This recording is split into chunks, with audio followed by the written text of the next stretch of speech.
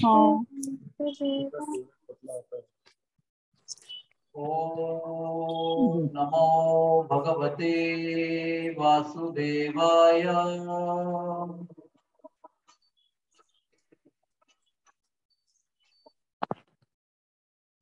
ओम नमो भगवते वासुदेवाय।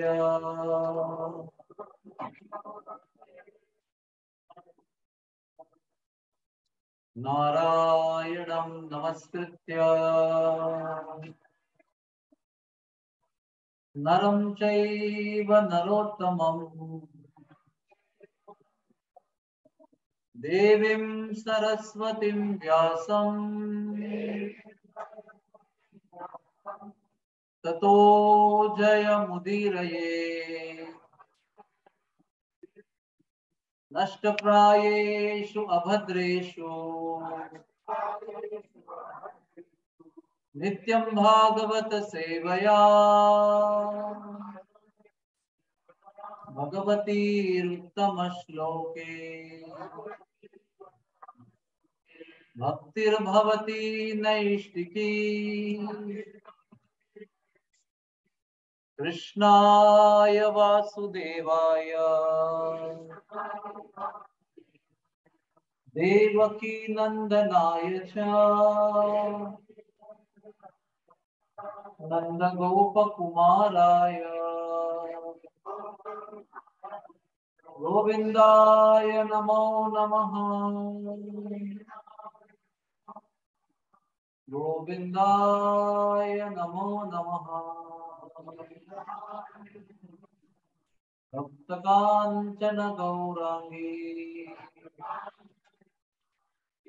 राधे वृंदावनेश्वरी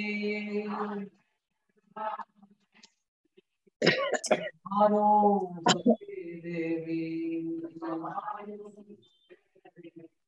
प्रणमामि हरिप्रिये। प्रणमामि हरिप्रिये। हरे कृष्णा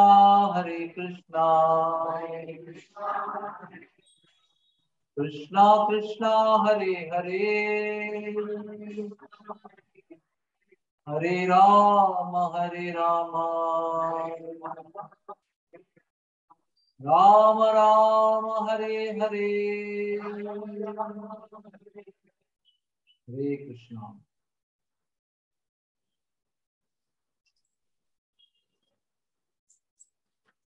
सब लोगों का स्वागत है। आज हम वृंदावन के बचे हुए कुछ स्थानों का दर्शन करेंगे। इसके पहले मुझे एक आपको वृंदावन के विषय में बात बतानी है। मेरे बड़े भाई एक बार अपने कुटुंब के साथ वृंदावन चले गए और उनके साथ में कोई भक्त नहीं था या कोई पहचान का व्यक्ति नहीं।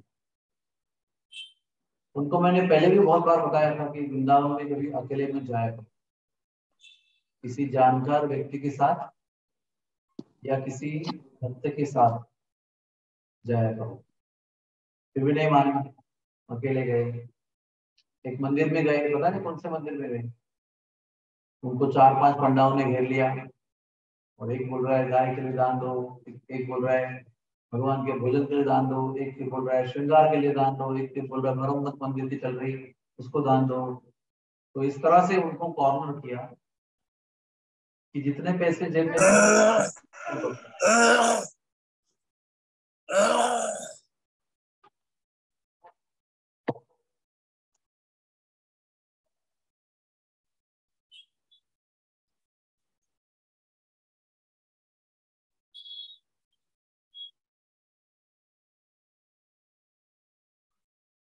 और उसके बाद कभी भी वृंदावन नहीं आए। तभी मैं आने के पहले सवेरे गुरु महाराज का प्रवचन सुन रहा था, तो वो कह रहे थे कि कभी भी वृंदावन धाम में अकेले जाना नहीं चाहिए। उसके कई नियम हैं, क्योंकि जैसे समझो कोई होली जल रही है, तो उसके आप बहुत पास जाएंगे तो आपको चटका लगेगा या जल भी सकते हैं, और बहुत दूर रहेंगे तो उसकी गर्मी आपको लगेगी नहीं, ठंड लगेगी। तो एक पर्याप्त अंतर रखने के पश्चात जो होली की अग्नि है, आंच है, उसका सही लाभ आपको मिल सकता है, और उसके लिए गाइडेंस की जरूरत है। उसी प्रकार से वृंदावन धाम है। एक नंबर की बात यह है कि वृंदावन धाम में कभी भी जाना है बिना पर्पस के, मतलब कोई सेवा नहीं है, कोई बिजनेस नहीं है, कोई पर्पस नहीं है। तो शास्त्र में लिखा है कि केवल 3 दिन ही वहां पर रहना चाहिए, और 3 दिन में जो दर्शन मिला वो लेकर घर चले जाना चाहिए। और अगर लंबे समय रहना है तो भक्तों के और संतों के साथ जाना चाहिए, या वहां जाकर वहां के संतों का आश्रय लेकर उनके सहारे दर्शन के लिए जाना चाहिए, यानी लोकल लोगों के संग में जाना चाहिए। और अगर बहुत लंबे समय रहना है या किसी को परमानेंट रहना है तो गुरु जी की आज्ञा के बिना वहां रहना नहीं चाहिए। कोई ठोस सेवा मिले बिना वहां पर कभी जाना नहीं चाहिए। ये वृंदावन धाम का नियम, क्योंकि हमारे आचार्य हमको बताते हैं कि जब कृष्ण थे तभी वहां पर कंस था। कृष्ण का आतंक, कंस का आतंक कब शुरू हुआ बताइए? जब से कृष्ण वहां पर आए कंस का आतंक शुरू हो गया। तब तक कंस का वृंदावन में कोई आतंक नहीं था, वो अपना अपना मथुरा में था, जो भी उसका काम मथुरा में चल रहा है। जो भी दिग्विजय किया तो मथुरा के बाहर किया। इसका मतलब क्या हुआ? जहां कृष्ण रहते हैं वहीं माया रहती है। कृष्ण बहिर्मुख जीव, कृष्ण भूलिया जीव, कृष्ण बहिर्मुख जीव, भोग वांछा करे, निकटस्थ माया तारे झपटिया धोरे। अगर आपके सामने कृष्ण है और आपके सामने भोग है, और कृष्ण को छोड़कर अगर आप भोग के पीछे भागते हैं, तो जो बाजू में खड़ी माया है वो निकटस्थ माया झपट के आपको पकड़ती। जितनी बंबई में नहीं पकड़ती है, सूरत में नहीं पकड़ती। इसलिए जहां कृष्ण है वहां कृष्ण के ही शरण में जाना चाहिए, और जहां कृष्ण है वहां कृष्ण को छोड़कर अगर किसी और चीज के शरण में भोग लेने के लिए प्रयास करेंगे तो फिर बहुत ज्यादा नुकसान होगा। इसलिए आप जब भी वृंदावन जाएंगे भक्तों के साथ जाना, भक्तों के छत्र छाया में जाना, भक्तों के संरक्षण में जाना। और संरक्षण 2 प्रकार के होते हैं, एक आध्यात्मिक संरक्षण, दैवी संरक्षण, स्पिरिचुअल प्रोटेक्शन, और एक भौतिक प्रोटेक्शन, ताकि आपको कहीं बंदर न काटे, कोई धन कोई लूट में लेके जाए, कोई चोर उचक आपको पॉकेट में मारे। क्योंकि धाम में जैसे भक्त आते हैं वहां पर चोर भी आते हैं, उचक्के भी आ जाते हैं, पिक पॉकेट भी आ जाते हैं, लुटेरे भी आ जाते हैं, फंसाने वाले भी आ जाते हैं। क्योंकि सब वहां पर लोकल लोग कम रहते हैं, बाहर के लोग ज्यादा रहते हैं, इसलिए सब लोग आ जाते हैं। जब कुंभ मेला लगता है तो 3 करोड़ लोग वहां पहुंचते हैं, उसमें कम से कम कहते हैं 25 लाख चोर होते हैं। तो 3 करोड़ लोग आ रहे हैं पैसा लेके, तो उनको पॉकेट मारना है। साल भर की 3 साल में 12 साल में कमाई तो पूरी कर लेनी है। मैं अभी 1986 के दिसंबर में सबसे पहले वृंदावन गया, और अभी कितने साल हो गए उसको? 36 साल के ऊपर हो गए। एक बार में ठगा नहीं गया कहीं भी, एक बार भी ठगा नहीं गया। क्यों? क्योंकि कभी मैं भक्तों के अलावा वृंदावन में गया ही नहीं। भले वो 4-5 हो, 400-500 हो या 5000 हो, हर प्रकार के गैदरिंग में गया हूँ, लेकिन भक्तों के संगति में गया हूँ, या अन्य कभी भक्तों की संगति के बिना यात्रा में गया हूँ, यात्रा के बिना कभी गया हूँ। तो वहां पर जो हमारा अस्पताल है, भक्ति वेदांत आई हॉस्पिटल बरसाना, या भक्ति वेदांत हॉस्पिस टर्मिनल केयर, उसमें गया हूँ। और वो क्या है? वो गुरु जी ने दी हुई सेवा है। तो हम वृंदावन धाम में संरक्षित कब रहते हैं? जब हम या तो भक्तों के संग में रहते हैं, या तो गुरु जी की आज्ञा पालन करने में उस संरक्षण में जाते हैं। तो माया फिर हमें त्रस्त नहीं करती। तो माया का त्रस्त करने का मतलब क्या है? माया आपको वृंदावन से भगाना चाहती है, और आप और भक्त लोग आपको कृष्ण के चरणों में वृंदावन में रखना चाहते हैं। तो ये दोनों का युद्ध चल रहा है हमेशा, कृष्ण भावना और माया का युद्ध चलता है कॉन्स्टेंटली। तो जो व्यक्ति कृष्ण और भक्तों के चरणों को पकड़ के रखता है तो वो वृंदावन में रहते हैं, माया उनको छू नहीं सकती।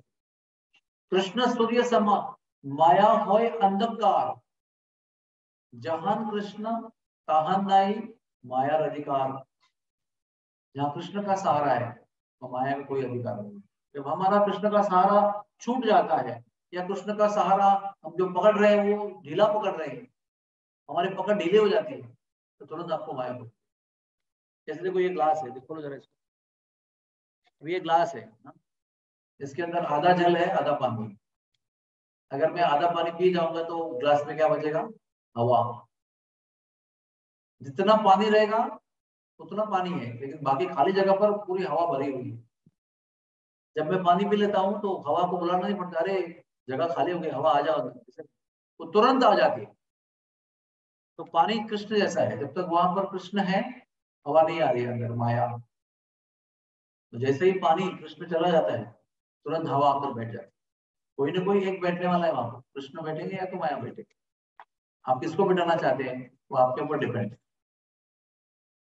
तो एक बात हुई, गुरु महाराज भी बताते, संत लोग बताते हैं कि जब वृंदावन में रहते हो हमेशा वृंदावन धाम के और वृंदावन धाम के वासियों के भक्तों की सेवा में लगे रहो, फ्री मत रहो।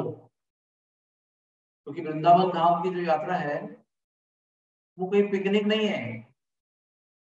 यहाँ पर हम लोग साइट सीइंग के लिए नहीं जा रहे हैं, we are not going for sightseeing, we are going to see Krishna.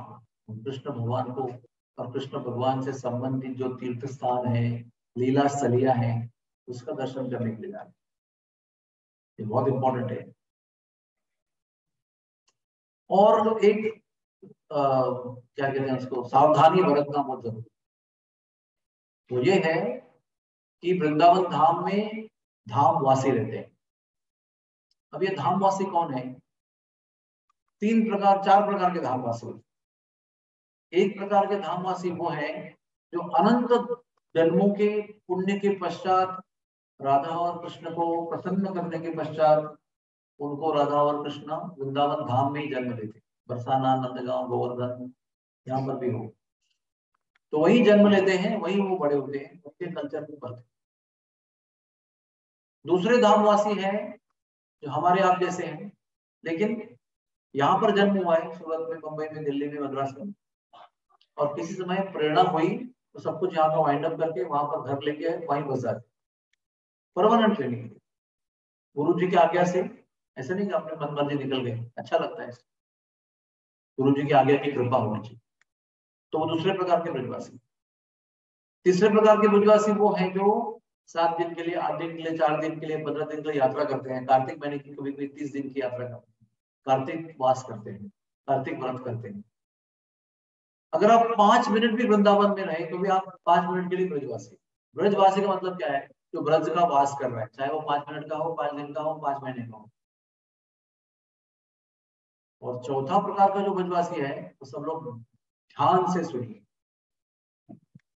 जो आप सब लोग जहां कहीं भी रहे ब्रजवासी के रूप में रह सकते। वो कौन है? जो वृंदावन में कई बार जा चुके हैं और जब भी वृंदावन में थे तब वो वृंदावन में ऐसे आत्मा के स्तर पर रहे, शरीर के स्तर पर नहीं, सर्दी गर्मी, अच्छा होटल बुरा होटल, अच्छा आश्रम खराब आश्रम, सेवा नहीं सेवा, इस तरह से नहीं, आत्मा के स्तर पर, दिव्य स्तर पर उन्होंने वृंदावन का सेवन किया, संतों के संगति में, संतों के आशीर्वाद में, उनकी छत्र छाया में, उनकी सुरक्षा में। और कहते हैं ना, इंग्लिश में कहते हैं ना, they have soaked themselves in the रस ऑफ वृंदावन। वृंदावन में रस में अपने आप को उन्होंने घोल दिया, तन मन धन से, देह मन और आत्मा के साथ। इसका मतलब जितना समय, जितने क्षण, मिनट, घंटे, दिन, महीने, हफ्ते वृंदावन में रहे, वृंदावन को उन्होंने ग्रहण किया पूरा हृदय के साथ, एब्सॉर्ब्ड कंप्लीटली। और फिर जहां कहीं भी जाते हैं तो वृंदावन का ही याद रखते हैं, वृंदावन के बारे में विचार करते हैं, चिंतन वृंदावन का रहता है, मन वृंदावन में रहता है। तो वो चौथे प्रकार के ब्रजवासी जो है ना, आप सब लोग हो सकते हैं, लेकिन उसके लिए आपको एक बार वृंदावन जाना होगा। और जिस प्रकार से हमने आपको अभी गाइडेंस दिया, मार्गदर्शन दिया, उस प्रकार से वृंदावन में निवास करना होगा। और हर पल हर क्षण, जैसे आपने, मैंने पहले दिन बताया था आपको कि वृंदावन में रहने को मिलने वाला हर क्षण बहुत ही पवित्र और बहुत ही मूल्यवान है। उसमें कहीं मन को यहाँ वहां भटकने को देना नहीं चाहिए। कोई कह रहा है वो रंगतलाज मंदिर के पास में एक बहुत बढ़िया दूध वाला है, वो गोल गोल घूम के दूध को फेंकता है, उसका दूध का स्वाद पूरे वृंदावन में कहीं नहीं है। अरे हम पूरे वृंदावन में 8 दिन से गए, वहां गए नहीं दूध पीने के लिए। एक प्रकार का मोह है। केवल राधा रमन मंदिर के पीछे जो लस्सी वाला है ना, उसकी केसर लस्सी आप पिएंगे तो आप धन्य हो जाएंगे, वृंदावन की यात्रा सफल हो जाएगी। कुछ लोग बोलेंगे बाकी बिहारी के पास जो टिक्की और लस्सी मिलती है उसका कोई मुकाबला नहीं है। तो चौथा आदमी कहेगा लोही बाजार नहीं गया। अरे वृंदावन में भक्ति के विषय में कितनी अच्छी चीजें मिलती है, अच्छी घंटी मिलती है, अच्छी धोती मिलती है, अच्छा पूजा का सामान मिलता है। वो सामान दुनिया में कहीं नहीं मिलता है। लोही बाजार वर्ल्ड फेमस है, वर्ल्ड मैप पे आया हुआ। इसका मतलब क्या है, भगवान को केंद्रित स्थान में रखकर यात्रा करने के लिए गए थे, लेकिन फिर लस्सी और लोही बाजार और यहाँ वहां भटक, उस तरह से नहीं। पूरी तरह से गुरु जी के साथ, गुरु जी के भक्तों के साथ, वृंदावन के वासियों के साथ, उनके छत्र छाया में हम वृंदावन का आस्वादन कर लें, तो वो व्यक्ति, उसके हृदय में वृंदावन बस जाता है। यहाँ तक ऐसे कहेंगे इन अदर वर्ड्स कि वो वृंदावन को हृदय में बसा लेता है अपने निवास के समय पर, और फिर वो बसे हुए वृंदावन के चिंतन में मुंबई, सूरत, दिल्ली, मद्रास सब जगह पर रहता है। हमारे प्रभुपाद जी ऐसे ब्रजवासी थे। वो इस तरह से वृंदावन का वास किया उन्होंने। जब ग्रंथ लेखन करते थे गुरु जी की आज्ञा के अनुसार, राधा दामोदर मंदिर के जो गोस्वामी थे, वो दोपहर का उनका लंच उनका प्लेट में लाकर रखते थे राजभोग प्रसादम। लेकिन वो लिखने में इतने मस्त मंद रहा करते थे कि रात को 8:30 बजे के बाद जब उनका ध्यान छूटता था लेखन का, तब दरवाजा खोलते थे तो दोपहर का प्रसाद वहां उनको मिलता। फिर जाकर राधा दामोदर मंदिर के पटांगण में झाड़ू लगाकर, रूप गोस्वामी के समाधि में झाड़ू लगाकर, इसके पश्चात आंखों में आंसू लेकर आकर भोजन करते। इस तरह से जिन्होंने वृंदावन को ग्रहण किया, वो जहां जहां गए लोगों को वृंदावन की अनुभूति हुई। केवल उनके होने से, उनके सानिध्य में लोगों को वृंदावन का अनुभव हुआ, और वो वृंदावन के प्रति आकर्षित हुए, और वो प्रभुपाद जी उनको लेकर फिर शरीर से वृंदावन में लेके आए, और वो भी तन मन धन से ब्रजवासी बने। ये हमें समझना बहुत जरूरी है कि वृंदावन का धामवास कैसे करना चाहिए। एक साइड सीइंग के भाव से वृंदावन का वास नहीं करना चाहिए। अरे हमने वो नहीं देखा, अरे हमने वो नहीं देखा, अरे जमुना जी में वोटिंग नहीं किया, इस प्रकार का भाव रख के वृंदावन में जाना नहीं चाहिए। वृंदावन के स्थलों का सुख लेने के लिए जाना नहीं चाहिए। वृंदावन के स्थलों की सेवा करने के लिए मन में सेवा भाव रखकर जाना चाहिए, क्योंकि सेवा भाव ही वृंदावन धाम के एंट्री का पासवर्ड है। अगर सेवा भाव नहीं रहेगा, भोग भाव रहेगा, पिकनिक भाव रहेगा, साइट सीइंग भाव रहेगा, तो वृंदावन में एंट्री नहीं मिलेगी। तो मैं ये कह रहा था कि 4 टाइप के ब्रजवासी, और चारों टाइप के जो ब्रजवासी होते हैं वो भगवान को प्रिय है। उसमें दर्जा ऊपर नीचा है, चौथा दर्जा सबसे श्रेष्ठ दर्जा है, जहां कहीं भी रहे ब्रज में गए रहे। लेकिन चारों प्रकार के ब्रजवासियों का हम अपराध नहीं कर सकते। तो क्यों कहा गया है कि हमको अकेले जाना नहीं चाहिए? क्योंकि अकेले जाएंगे तो किसी रिक्शा में झगड़ा करेंगे, किसी गोलगप्पे वाले से झगड़ा करके बैठेंगे, किसी से वाद विवाद होगा, किसी से झिकझिक हो जाएगी, कोई पंडा आपको हैरेस करा तो उसको कुछ उल्टा सीधा बोलेंगे आप, कभी कोई मारपीट भी हो जाएगी, अगर आपको संभालने वाला कोई नहीं है वहां। क्योंकि ब्रजवासी अपराध जो है वो बहुत जघन्य अपराध। जैसे अगर मैं आपके घर पे आ गया और आपसे मैंने बहुत प्रेम से व्यवहार किया, आपको गिफ्ट दिया, मैंने आपसे मधुर वचन बोले, आपकी सराहना की, आपकी तारीफ की मैंने, तो जाते जाते आपका बालक भाग भाग के आया, उसके हाथ में कुछ शरबत का ग्लास था, जब भाग के आप दौड़ के आया, धक्का लगा और पूरा शरबत ग्लास आपके अच्छे कपड़े पर गिर गया, तो आपने झट से एक तमाचा मार दिया उसको। तो मालिक क्या कहेगा? अरे मुझे इतना प्रेम से गिफ्ट दिया, इतनी अच्छी अच्छी बातें की, वो सब गिफ्ट में आपका खिड़की से बाहर फेंक देगा, आपको 2 तमाचा लगाएगा, क्यों मेरे बच्चे को मारा? और वैसे ही उल्टा अगर आप आएंगे, तो सबसे पहले बच्चे को चुम्मा देंगे, उसको चॉकलेट देंगे, उसको गिफ्ट देंगे, उसको बहुत प्रसन्न करेंगे, और वो चाचा चाचा करके आपके गोद में आएगा, और आपने मालिक के लिए कुछ नहीं किया, फिर भी मालिक आपसे प्रसन्न रहेगा। क्योंकि मालिक के प्रिय वस्तु को आपने जब प्रेम दिखाया तो मालिक का भी प्रेम आपने हासिल कर लिया। तो मालिक को बहुत प्रेम दिया और मालिक के प्रिय वस्तु को दुख दिया, प्रिय व्यक्ति को दुख दिया, तो उसको सराहना किया हुआ सारा काम बेकार है। उसी तरह से ब्रजवासी भगवान को बड़े प्रिय होते हैं। ब्रजवासी मोहे सदा वल्लभ, मेरे जीवन प्राण, इन्हें बिसराऊं मोहे नंद बाबा की आन। ऐसे उद्धव जी को भगवान कृष्ण ने कहा था, ये ब्रजवासी मेरे जीवन प्राण है। मेरे पिताजी की मुझे सौगंध है कि मुझे ब्रजवासियों के अलावा और कोई अन्य पसंद नहीं है या प्रिय नहीं है, उनसे अधिक कोई प्रिय नहीं। भक्त मेरा प्रिय है लेकिन ब्रजवासी से अधिक मेरा कोई भक्त दुनिया में प्रिय नहीं। तो ये समझना हमें बहुत जरूरी है। तो आप लोग कभी वृंदावन की यात्रा करेंगे तो भक्तों के साथ यात्रा कीजिए। कभी वहां पर रिक्शा वाले का, ठेले वाले का, किसी चपरासी का, किसी वॉचमैन का कभी अपराध मत करना ये समझ करके मैं तो बड़ा पढ़ा लिखा अमीर आदमी हूँ, तो फटीचर आदमी है, अनपढ़ दिखाई पड़ रहा है, क्या बदतमीजी करता है, अपने आप को क्या समझता है। वे रही बात पंडाओं की, तो पंडा बहुत हैरस करते वहां पर, दे दो दे दो दे दो, मुंबई से आए हैं, क्यों आए हैं यहाँ पर, मुंबई से आके क्या फायदा है, इतने पढ़े लिखे हैं, ऐसे कुछ कुछ ऐसे बोलते हैं कि आपको बहुत गुस्सा आ जाएगा। तो संत लोग क्या सोचते हैं उसके बारे में, क्योंकि वो सबको परेशान करते हैं। ऐसा नहीं कि खाली जो मुंबई से सूरत से आया आदमी उसको ही देख के परेशान, जो भी आता है उसको पकड़ दे। तो संत लोग कहते हैं कि वो आपके सहन शक्ति की परीक्षा ले रहे हैं, आपको भगवान के लिए दान देने के लिए मजबूर कर रहे हैं। आपका धन भगवान के दान के लिए, ये सही आपको याद दिला रहे हैं और आपकी सहन शक्ति का अंत देख रहे हो। और आप मन को शांत रखते हुए जितना भी हो सके उतना देंगे तो चले जाएंगे, बिना कुछ कहे, बिना कुछ उल्टा सीधा बोले। तो उसके लिए भक्तों का सहारा जरूरी है। क्योंकि मेरी माँ को मैं लेके गया था एक बार, मैं तो कई बार जा चुका हूँ, सबको पहचानता हूँ, पंडा मुझे पहचानते हैं। तो मेरी माँ को घेर लिया उन्होंने, 4 मेरे पहचान के पंडा माँ को घेर के कोने में पैसा मांग रहे हैं। अरे मैंने कहा अरे मेरी भैया है, वो जानते हैं ना मुझे आप, तो तुम्हारी भैया है तो क्या हुआ, उनसे लेना हमारा फर्ज है। कैसे भी करके मुश्किल से मैंने हाथ पांव पकड़ कर उनके भैया को छुड़ाया और भैया के जेब से कुछ ना कुछ दिलाया उनको। अरे इतने दे रहे हो, इतने दूर से आए हो, इतने दे रहे हो, हाँ क्या गिर गया, अल्लाह को अपने पास। तो ये सब संकट ब्रज में आते हैं, लेकिन भक्तों के सहारे में सब संकट जो है वो टल जाते हैं।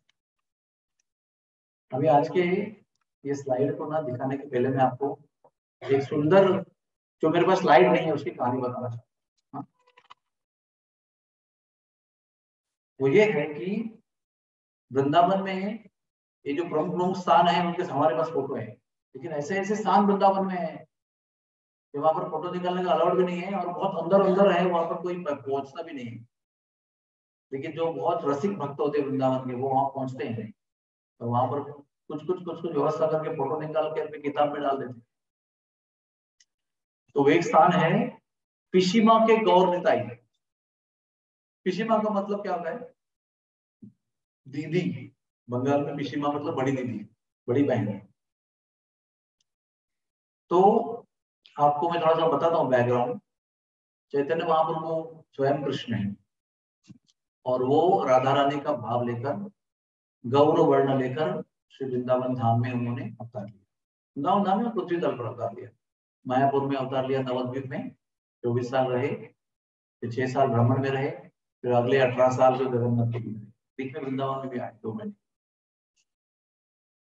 तो इनके साथ साथ चैतन्य महाप्रभु के साथ साथ भगवान के जितने अवतार हुए हैं पहले, नरसिंह भगवान के, प्रभु रामचंद्र के, वराह देव के, आप वो गिनते जाइए उनको, ये सभी अवतारों के सभी भक्त उन्होंने यहाँ पर अवतार लिया।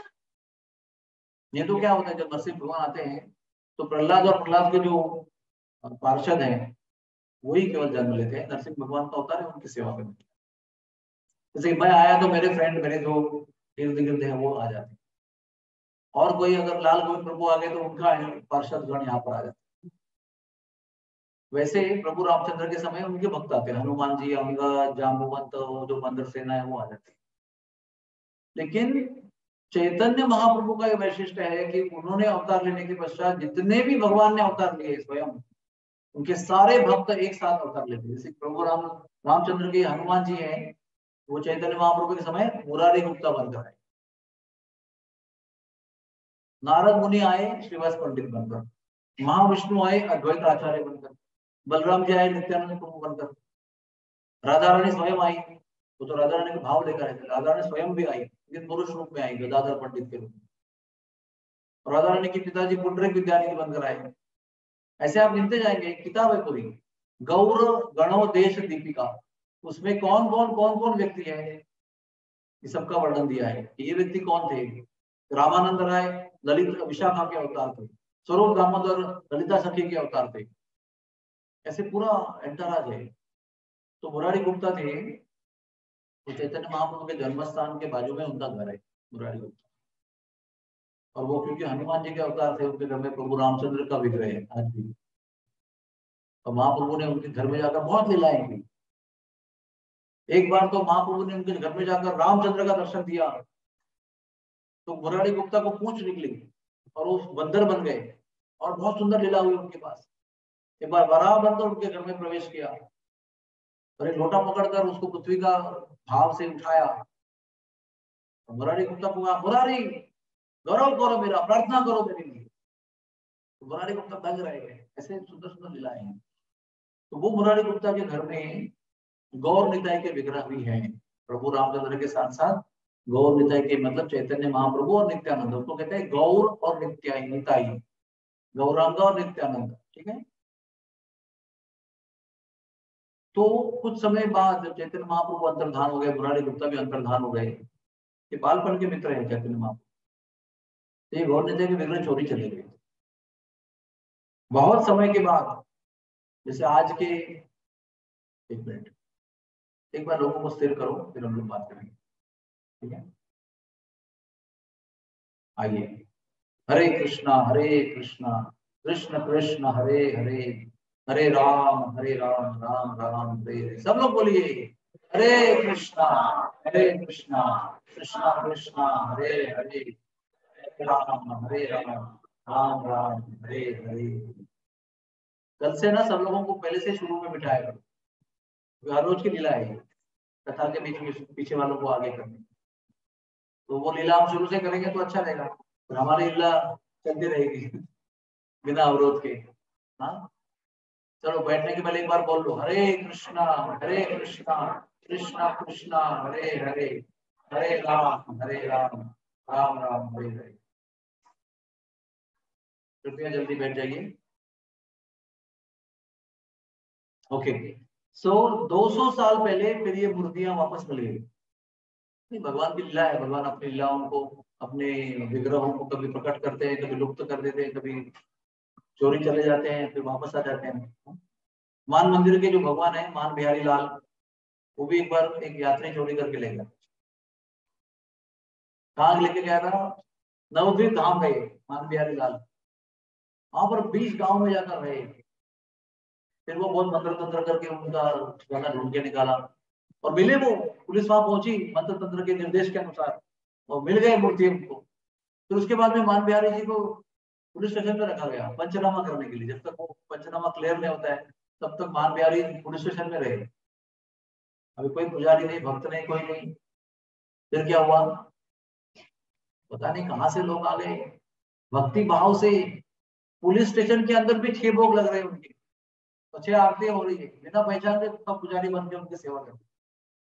और फिर बड़े इत्मीनान से उनको फ्लाइट से दिल्ली लाया गया और दिल्ली से लेकर मथुरा लाया गया, मथुरा से रोड से 50 किलोमीटर उनका जुलूस निकाला, बड़ी धूमधाम से उनको मान मंदिर में विराजमान किया। तो हमको लग रहा है कि चोरी किया, पुलिस पकड़े, पंचनामा हुआ, ये हुआ, लेकिन अंदर की बात क्या है, ठाकुर जी लीला कर रहे हैं। तो मन हुआ नवद्वीप घूम के आने का, गए, किसी को प्रेरणा दिया चोरी करो, मुझे आप ले जाओ।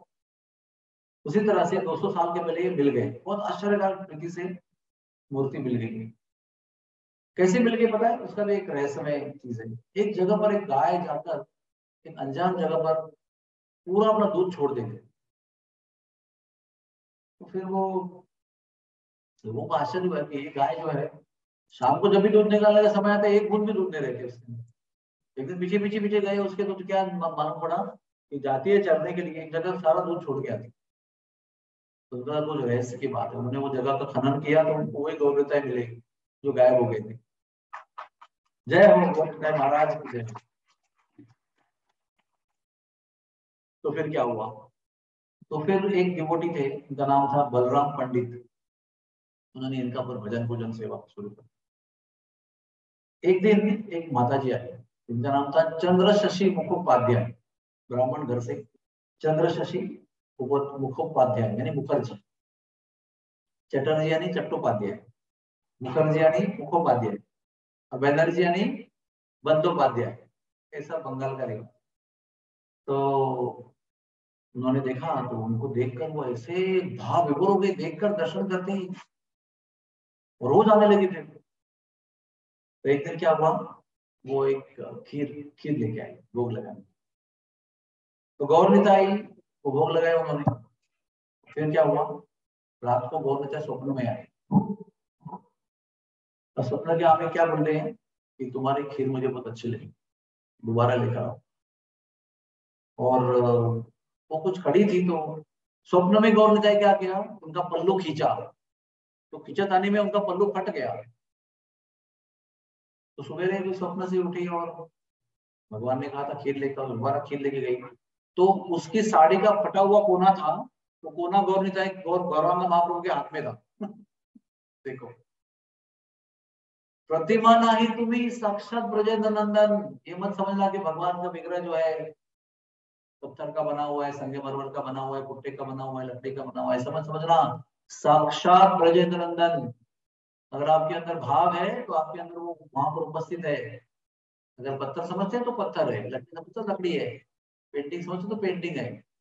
आप व्यक्ति समझते हो तो आपके लिए व्यक्ति है, चाचा मामा नाना पिताजी माताजी सब है आपके लिए।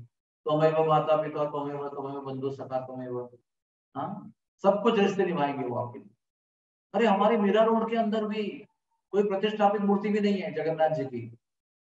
एक दिन रात को वो माता जी जो जिनके घर पे हैं उनके स्वप्न में आए, तो वो नाम से पुकार रहे, उठो उठो मुझे पानी दो, मुझे प्यास लग रही है।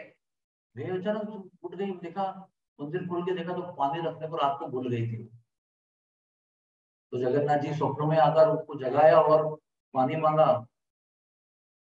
अभी प्रतिष्ठापना करके भगवान को आह्वान भी नहीं किया है, लेकिन आह्वान नहीं भी किया होगा, अगर आप प्रेम से भगवान को सेवा कर रहे हो तो भगवान आपको उसका प्रतिसाद देंगे ही देंगे कि मैं हूँ, मुझे पत्थर मत समझना, मुझे लकड़ी मत समझना।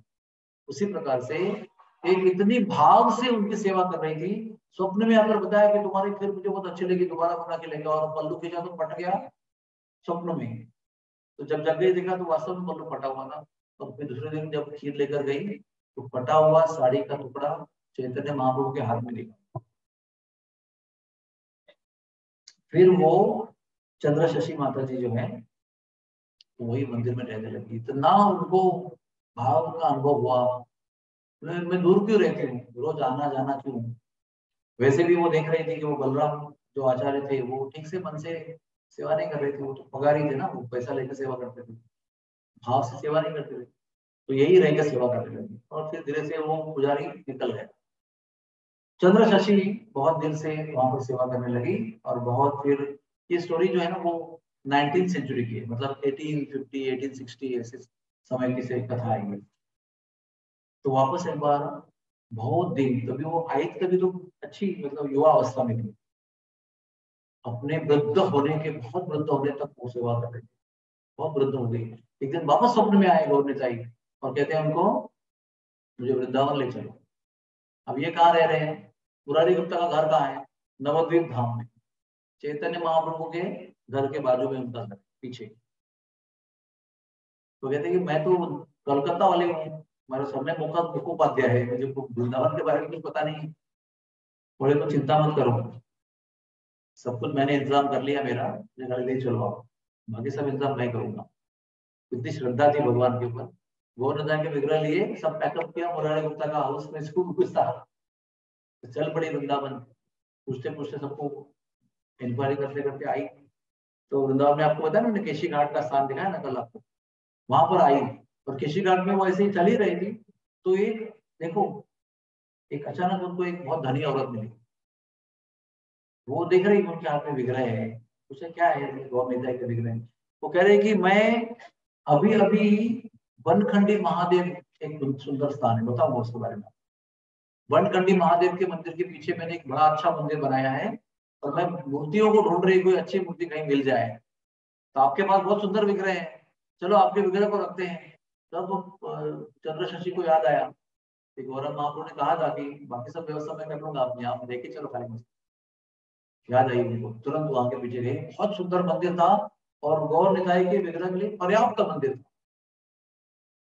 फिर भी चैतन्य महाप्रभु नित्यानंद प्रभु के विग्रह बहुत छोटे छोटे थे, तो कैरी करने योग्य थे, बहुत बड़े 4 फुट के विग्रह नहीं थे।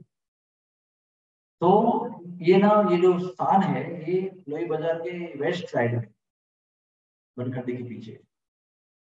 तो उसके बाद में वृंदावन में जब वो रही तो सब जगह उनका नाम बन गया पिशी माँ, यानी बड़ी दीदी। हाँ, एल्डर सिस्टर के रूप में उनको सब लोग पुकारने लगे। आज भी वृंदावन में ब्रजवासी लोग बहुत रहते हैं, और बंगाली लोग भी बहुत रहते हैं। बहुत सारे लोग बंगाल से वृंदावन में आकर बसे हैं, लेडीज जेंट्स सब लोग। और गौड़ीय वैष्णव के 7 प्रमुख मंदिर है, तो वहाँ के भी पुजारी लोग सब बंगाली है, तो उनके भी परिवार पत्नी बच्चे सब वृंदावन में रहते हैं। तो वृंदावन में ब्रजवासी और बंगाली दोनों रहते हैं। तो चंद्र शशि फिर पिशीमा नाम से प्रसिद्ध हो गई। और गौर निताई को क्या बोला गया, पिशीमा के गौर निताई, ऐसे लोग बोलने लगे। फिर क्या हुआ, अपने उम्र के 100 साल तक पिशीमा ने उनकी सेवा, चंद्र शशि माता जी ने। और एक दिन चमत्कार हो गया, उसको लगा कि मुझे ब्रज परिक्रमा करने को जाना चाहिए, तो मैं इनको भी पालके में लेकर जाऊंगी, गौर निताई को ब्रज परिक्रमा गोवर्धन परिक्रमा कराऊंगी। बहुत लोग अपने आप ना टोकरी में भगवान को लेकर चलते रहते हैं। वृंदावन में आपको बहुत मंदिरों में बांके बिहारी के, राधा वल्लभ जी के, बहुत अपने अपने टोकरी में भगवान को लेकर घूमते हुए मिलेंगे। तो जब ये पालकी में लेकर गौर निताई को लेकर जा रही थी, तो ब्रिटिश पुलिस ने उनको रोका, क्योंकि वो ब्रिटिशों का काम था, समय था। और उन्होंने कहा खोलो इसको, क्या है इसके अंदर दिखाओ। पालकी में थे वो, अच्छे पर्दा लगाए हुए थे, और कुछ लोग पालकी में उठाकर ये आगे चल रहे थे, कुछ लोग पीछे उनको लेकर चल रहे थे। इन्होंने कहा कि भगवान है इसके अंदर, आपको डिस्टर्ब मत करो, वो शयन कर रहे हैं। फिर भी पुलिस ने अपना जिद दिखाया, तो जाकर जबरदस्ती पर्दा खोला। तो पर्दा खोलते ही जबरदस्ती ऐसा लाइट उसमें से निकला कि वो पुलिस अंधे हो गए, लॉस्ट देयर विजन, और उससे भागे वहां से। और पिशीमा ने कहा उनको कि मैंने आपको कहा था कि मत खोलो मत खोलो, दूर भाग गए। तो पिशीमा बस वो सब्जी खरीद रही थी उस समय, जब वापस आई तो उनको पता चला क्या हो गया, तो बोला अच्छा हुआ, अब मेरे बड़े बच्चे बड़े हो गए, अपने आप को संभाल लेते हैं। तभी वो सब्जी खरीदने के लिए बाजू में गई थी, और वो पालकी वाले पकड़ने वाले खड़े थे, पुलिस युद्ध कर रहे थे। तो ये चमत्कार हुआ। दूसरी बार क्या हुआ, दूसरा चमत्कार, पिशीमा बहुत बुढ़ी हो चुकी थी, और गोपेश्वर गोस्वामी नाम के गोस्वामी आए, उन्होंने गौर निताई की सेवा करना आरंभ किया, और पिशीमा उनका और लुकी, मतलब क्या, सुपरविजन करती थी। तो एक दिन गोपेश्वर गोस्वामी भी वो वाले थे ना, पगार वाले थे। अभी भगवान को ठंड के समय पे सभी मंदिरों में, हमारे घर पे भी गर्म पानी से स्नान करते, अगर अभिषेक करने का समय। तो गोपेश्वर गोस्वामी ने क्या किया, हमको ठंडे पानी से स्नान, ठंडे पानी से स्नान करते ही गौर निताई को ठंड लगी, सर्दी हुई, खांसी हुई, नाक से पानी बहने लगा। पिछी में आई तो देखा क्या हुआ, तो उसने अपने वस्त्र से लेकर गौर निताई के नाक पोछे दोनों पे। इतनी बार नाक पोछे तो पानी बहता जा रहा है, बहता जा रहा है, बहता जा रहा है। और गौर निताई को पूछ रही है क्या हुआ बेटा, आपको सर्दी लग गई। तो गौर निताई भी उसको बोल रहे हैं कि हाँ, हमको ठंडे पानी से स्नान कराया गया। तुम्हें बहुत देर तक वो अपने कपड़े से उनको नाक पोंछ रही है, नाक पोंछ रही है। तो अचानक कहती है हमें आप लोगों को बड़ा होना चाहिए, अपने आप का ख्याल अपना खुद रखना चाहिए। तो क्या कहे, उसी समय गौर निताई जितने आकार थे उसमें डबल आकार के हो गए। मूर्ति, विग्रह स्वयं एक क्षण के अंदर, मैया ने बड़े प्रेम से बोला उनको आपको बड़ा होना चाहिए, तुरंत बड़े हो गए वो। फिर उसके बाद में फिर वो किसी माँ का ध्यान हो गया। लेकिन कहने का तात्पर्य क्या, ये कथा मैं आप लोग क्यों क्यों बता रहा हूँ, क्योंकि हम सभी लोग जब भी हम नए नए आते हैं तो हम सब मूर्तियों को पत्थर लकड़ी या पेंटिंग समझते हैं। लेकिन भगवान वो पेंटिंग पत्थर लकड़ी नहीं, भगवान साक्षात है। ये यथा माम प्रपद्यन्ते तामस तथैव भजाम्यहम्। आपके मन में अगर भगवान के प्रति श्रद्धा है तो भगवान आपको प्रतिसाद देंगे। जैसा आपकी श्रद्धा है, ये यथा माम, जैसी आपकी श्रद्धा है वैसा वो आपको रिस्पॉन्स देंगे। अगर आप ऊपर उनको द्वेष करते हैं तो वो भी आपको वैसा ही अनुभव मिलेगा। और प्रेम करेंगे तो हर रोज आपको ये अलग दिखेंगे, आज नाराज दिखेंगे, कभी खुश दिखेंगे, कभी भाव में दिखेंगे। कभी आपने भोग लगाया तो उनको अच्छा लगा तो आपको पता चलेगा कि उनको अच्छा लगा है। ये भगवान की जो विग्रह पूजा है ना, ये एक व्यक्तिगत आदान प्रदान है। It is a personal reciprocation with the Lord. भगवान तो गोलोक धाम में है ना, तो हम उनके दर्शन करने का भी योग्य नहीं है। तो भगवान स्वयं जो विद्यार्थी भक्त है उसको सेवा का मौका देने के लिए ये साकार रूप में आ जाते हैं, मूर्ति के रूप में, आपकी हमारी सेवा स्वीकार करने के लिए। और वो सेवा में हमारा उनका रिश्ता बंधन बन जाता है और उसमें आदान प्रदान भी होता है प्रेम का। तो बात चल रही थी बनखंडी महादेव की। तो कल मैंने आपको बताया था ना सनातन गोस्वामी के बारे में, मदन मोहन जी के आचार्य। तो सनातन गोस्वामी जी जब भी वो द्वादश आदित्य टील पर निवास करते थे तो वहां पर मदन मोहन जी का भजन पूजन करके अपना जप साधना करके हर रोज गोपेश्वर महादेव जो वृंदावन के उत्तर उत्तर दक्षिण कोने में, सॉरी मथुरा की ओर, गोपेश्वर महादेव जो शंकर महादेव गोपी बनकर राजमंडल में उन्होंने प्रवेश किया और फिर भगवान ने उनको राजमंडल की रक्षा करने के लिए वहीं पर बिठाया, बंसीवट के राजमंडल के किनारे पे। बोले रक्षण करो हमारे राजमंडल की। तो वहां पर शिवलिंग है, दिन भर शिवलिंग की पूजा करते हैं, शाम के समय पर संध्या आरती के समय शिवलिंग को गोपी बना देते। गोपेश्वर महादेव बड़े ब्रजवासियों को बड़े प्रिय है। हम सब लोगों को, ब्रजवासियों को, यात्रियों को, सबको बड़े प्रिय है। तो 4 जगह बैठे हुए, वृंदावन में गोपेश्वर महादेव के रूप में, गोवर्धन में चक्रेश्वर महादेव के रूप में, चक्र तीर्थ है बीच में गोवर्धन के, वहां पर वो चक्रेश्वर महादेव के रूप में विराजमान है। नंदगांव में नंदीश्वर महादेव के रूप में विराजमान है। स्वयं पर्वत बने हुए हैं शंकर जी महाराज। कामभवन में कामेश्वर महादेव के रूप में विराजमान है। ऐसे शंकर महाराज और पार्वती देवी, इनको राधा कृष्ण ने सभी वृंदावन के सभी क्षेत्र में जहां चाहे वहां रहने के लिए फुल लाइसेंस दे दिया, क्योंकि शंकर पार्वती ने त्रैमासिक व्रत किया था भगवान को प्रसन्न करने के लिए। विष्णु भगवान ने प्रसन्न होकर उनको राधा कृष्ण का मंत्र दिया था। दोनों मिलकर उन्होंने 3 महीने 90 दिन का बहुत कठिन व्रत किया, सौगंधिका फूलों को अर्पण करते हुए। और सौगंधिका फूल मान सरोवर में आया करते थे, गणों के, शिव शंकर जी की गणों की सहायता से वो उस पौंड में 1000 पंखुड़ियों का कमल दल वाला पुष्प निर्माण करते थे, बड़ी बड़ी संख्या में। और चढ़ती हुई संख्या में हर हफ्ते उनको भगवान को, राधा कृष्ण को अर्पण करने का संकल्प। वही फूल था वो, एक बार द्रौपदी को हिमालय के वनवास के समय वो उड़ते उड़ते फूल आया था ना, वो भीमसेन को कहा था कि जाओ उसको ढूंढ के लेकर, मुझे चाहिए फूल ये। तो भीमसेन गए थे मानसरोवर में फूल लाने के लिए, सौगंधिका। और रास्ते में उनके हनुमान जी से मुलाकात हुई, है ना। बड़ी सुंदर कथा है। तो कहने का तात्पर्य यह है कि वो जो महादेव जी हैं, गोपेश्वर महादेव, उनको रोज हमारे सनातन गोस्वामी मिलने को जाते हैं। लेकिन धीरे धीरे उम्र बढ़ गई उनकी।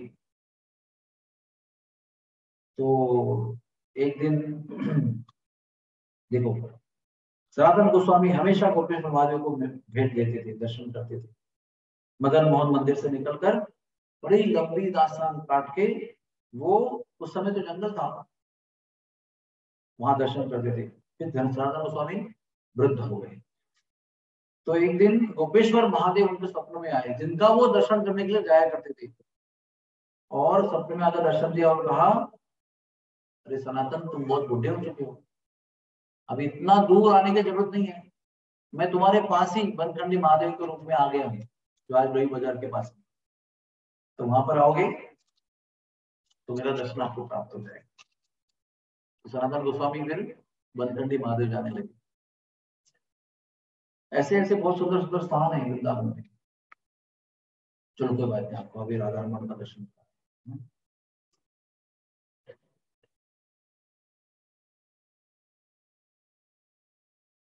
हरे कृष्णा। तो राधा रमण भगवान की जय हो। तो इसका जो संक्षिप्त पार्श्वभूमि है,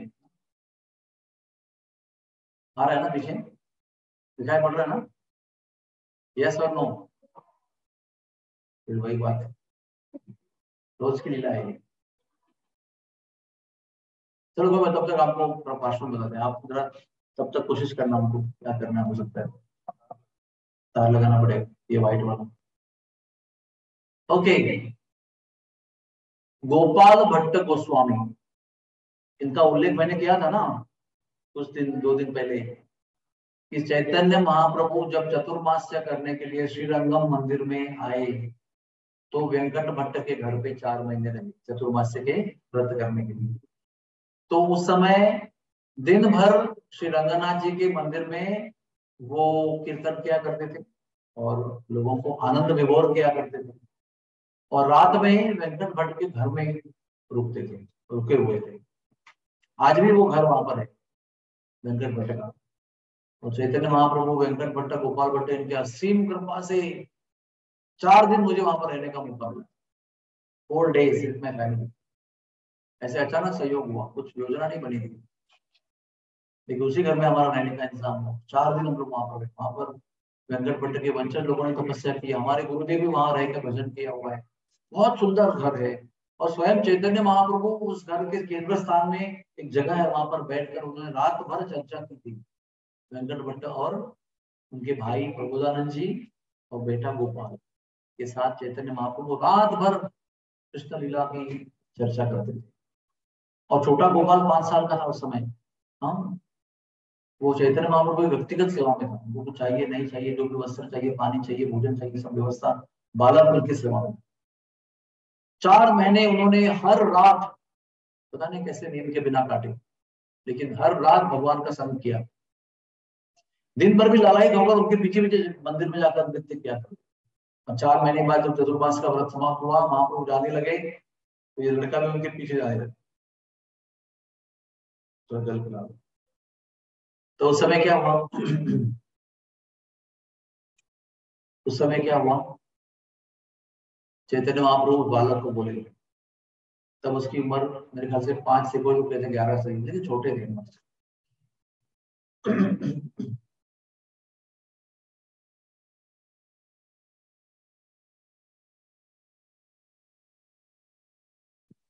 आएगा उधर चित्र पर, चल रहे कुछ चल रहे। चैतन्य महाप्रभु ने बालक गोपाल को आदेश दिया कि आपको हम मेरे साथ में नहीं आना है, आपको अपने माता पिता की सेवा करनी। जब माता पिता का शरीर पूरा हो जाएगा तब आप मुझे मिलने के लिए वृंदावन आ जाना। इसलिए हमारे घर पे भी छोटे छोटे बालक है, अब उनको ऐसा आदेश देंगे तो मानेंगे क्या वो? नहीं नहीं, मुझे अब भी जाना है, मैं जाऊंगा उनके पीछे, मैं नहीं रहना चाहता। ये बालक इतना संत बालक था, महाप्रभु के चरण में गिरा, आंसू बहाते हुए वापस चला गया। तब वो कुछ छोटा सी उम्र का था, उसके बाद कई, शायद मेरे ख्याल 40-50 साल उसने, उन्होंने अपने पिताजी की सेवा की, माता जी की सेवा की। यथावकाश वेंकट भट्ट जी और उनकी माता जी का शरीर पूरा हुआ, अंतर्धान हो गए वो, और तब ये निकले। इनको चैतन्य महाप्रभु के प्रति आकर्षण था ना, लेकिन महाप्रभु का आदेश क्या था, आपको फिर वृंदावन में जाना है। आपके मन में आकर्षण किसके लिए है? चैतन्य महाप्रभु। और चैतन्य महाप्रभु कहाँ पर है? जगन्नाथपुरी में संन्यास लेकर जा चुके। लेकिन आदेश पालन बहुत आवश्यक है। What is told is important more than what you feel like doing. दोनों भक्ति में ही विषय है, दोनों भक्ति के विषय है।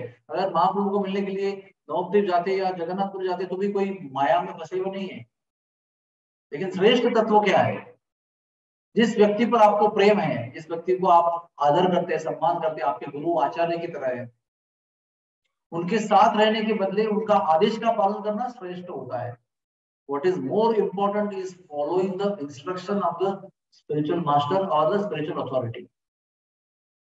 उनको पता ना कि महाप्रभु के लिए मैं लालायित हूँ और वो तो जगन्नाथपुरी में है, लेकिन उन्होंने आदेश दिया था कि आपको वृंदावन जाना है, तो वृंदावन जाके रहने लगे पेड़ के नीचे।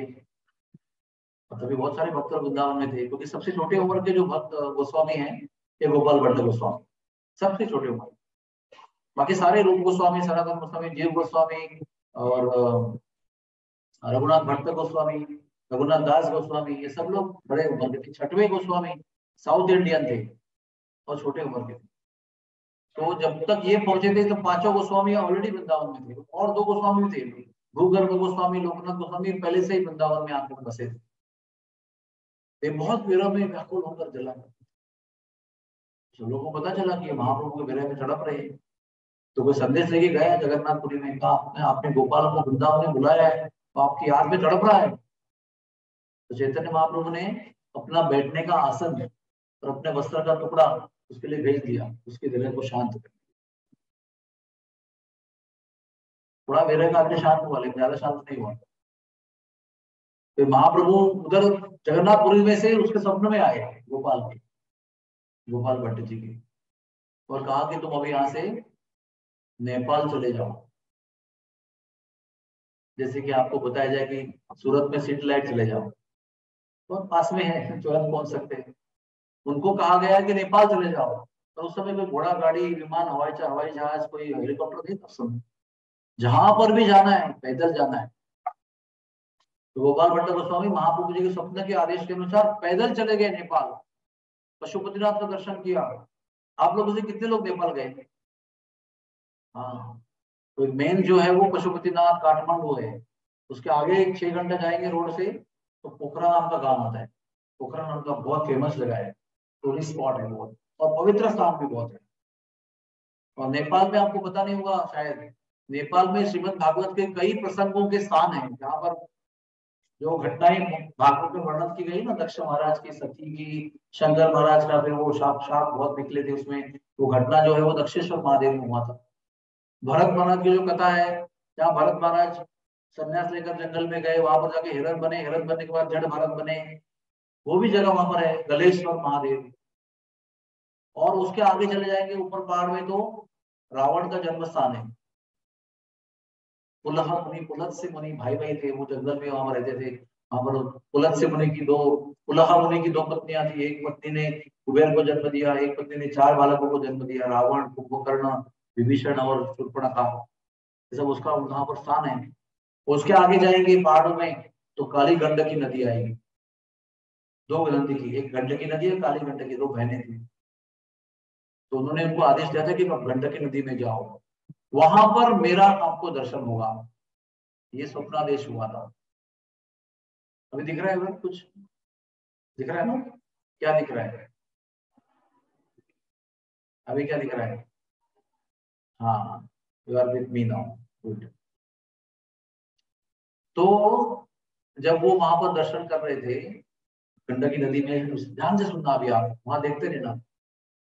तो साधु लोग क्या करते हैं, कमंडल लेकर पानी में उतरते, पहला डुबकियां लगाते हैं बहुत अच्छी तरह से सबकी प्रार्थना करते हुए, फिर कमंडल में जल लेकर फिर आचमन करते हैं, फिर अर्घ्य अर्पण करते हैं, सूर्य को, नदी को, सबको करते हैं। तो पहली बार कमंडल स्नान के बाद में पानी में डुबाया तो 12 शिलाएं, शालिग्राम शिलाएं उनके अंदर प्रवेश किया कमंडल में।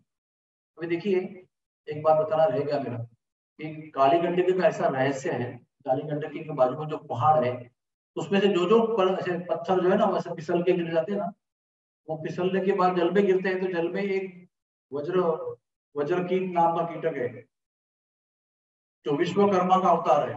भगवान के जो देवताओं के आर्किटेक्ट ना विश्वकर्मा, जिन्होंने जगन्नाथ का मंदिर बनाया और द्वारका बनाई है और क्या क्या नहीं बनाया, बहुत कुछ बनाया।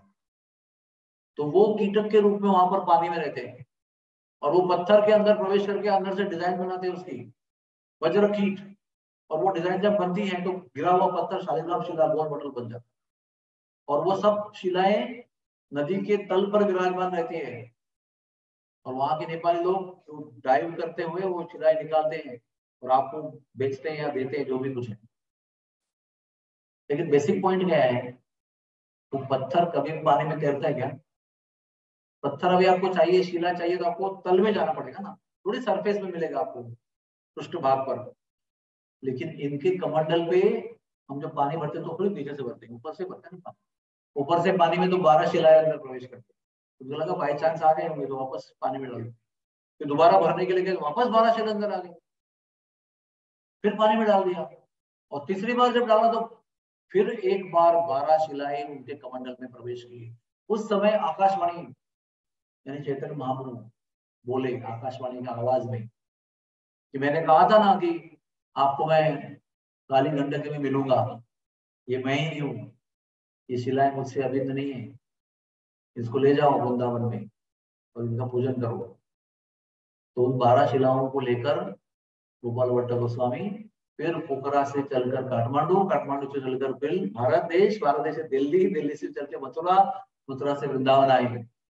और देखिए मैं आपको दिखाता हूँ स्थान, ये देखिए ये स्थान है, ये देख रहे हैं आप। बाजू में देखेंगे तो पूरा एक कमान है ऐसी, और कमान के बीच में ही थोड़ा सा मंदिर है और एक बड़ा पेड़ भी है उधर। हाँ, उधर उन्होंने इन 12 शिलाओं को रखकर उनका पूजन आरंभ किया। और हर रोज, अभी आपको पता होगा बहुत लोगों को शालिग्राम की सेवा कैसे करते हैं। बहुत सिंपल सेवा है, वैसे बहुत इलाबोरेट भी कर सकते हैं, लेकिन सिंपलेस्ट सेवा करनी है तो गंगा या जमुना या किसी पवित्र नदी का जल से उनको अभिषेक कराना है, स्नान कराना है। अगर आपके पास ऐश्वर्य कुछ है तो इत्र की बोतल से, वो इत्र से उनका मालिश भी कर सकते हैं।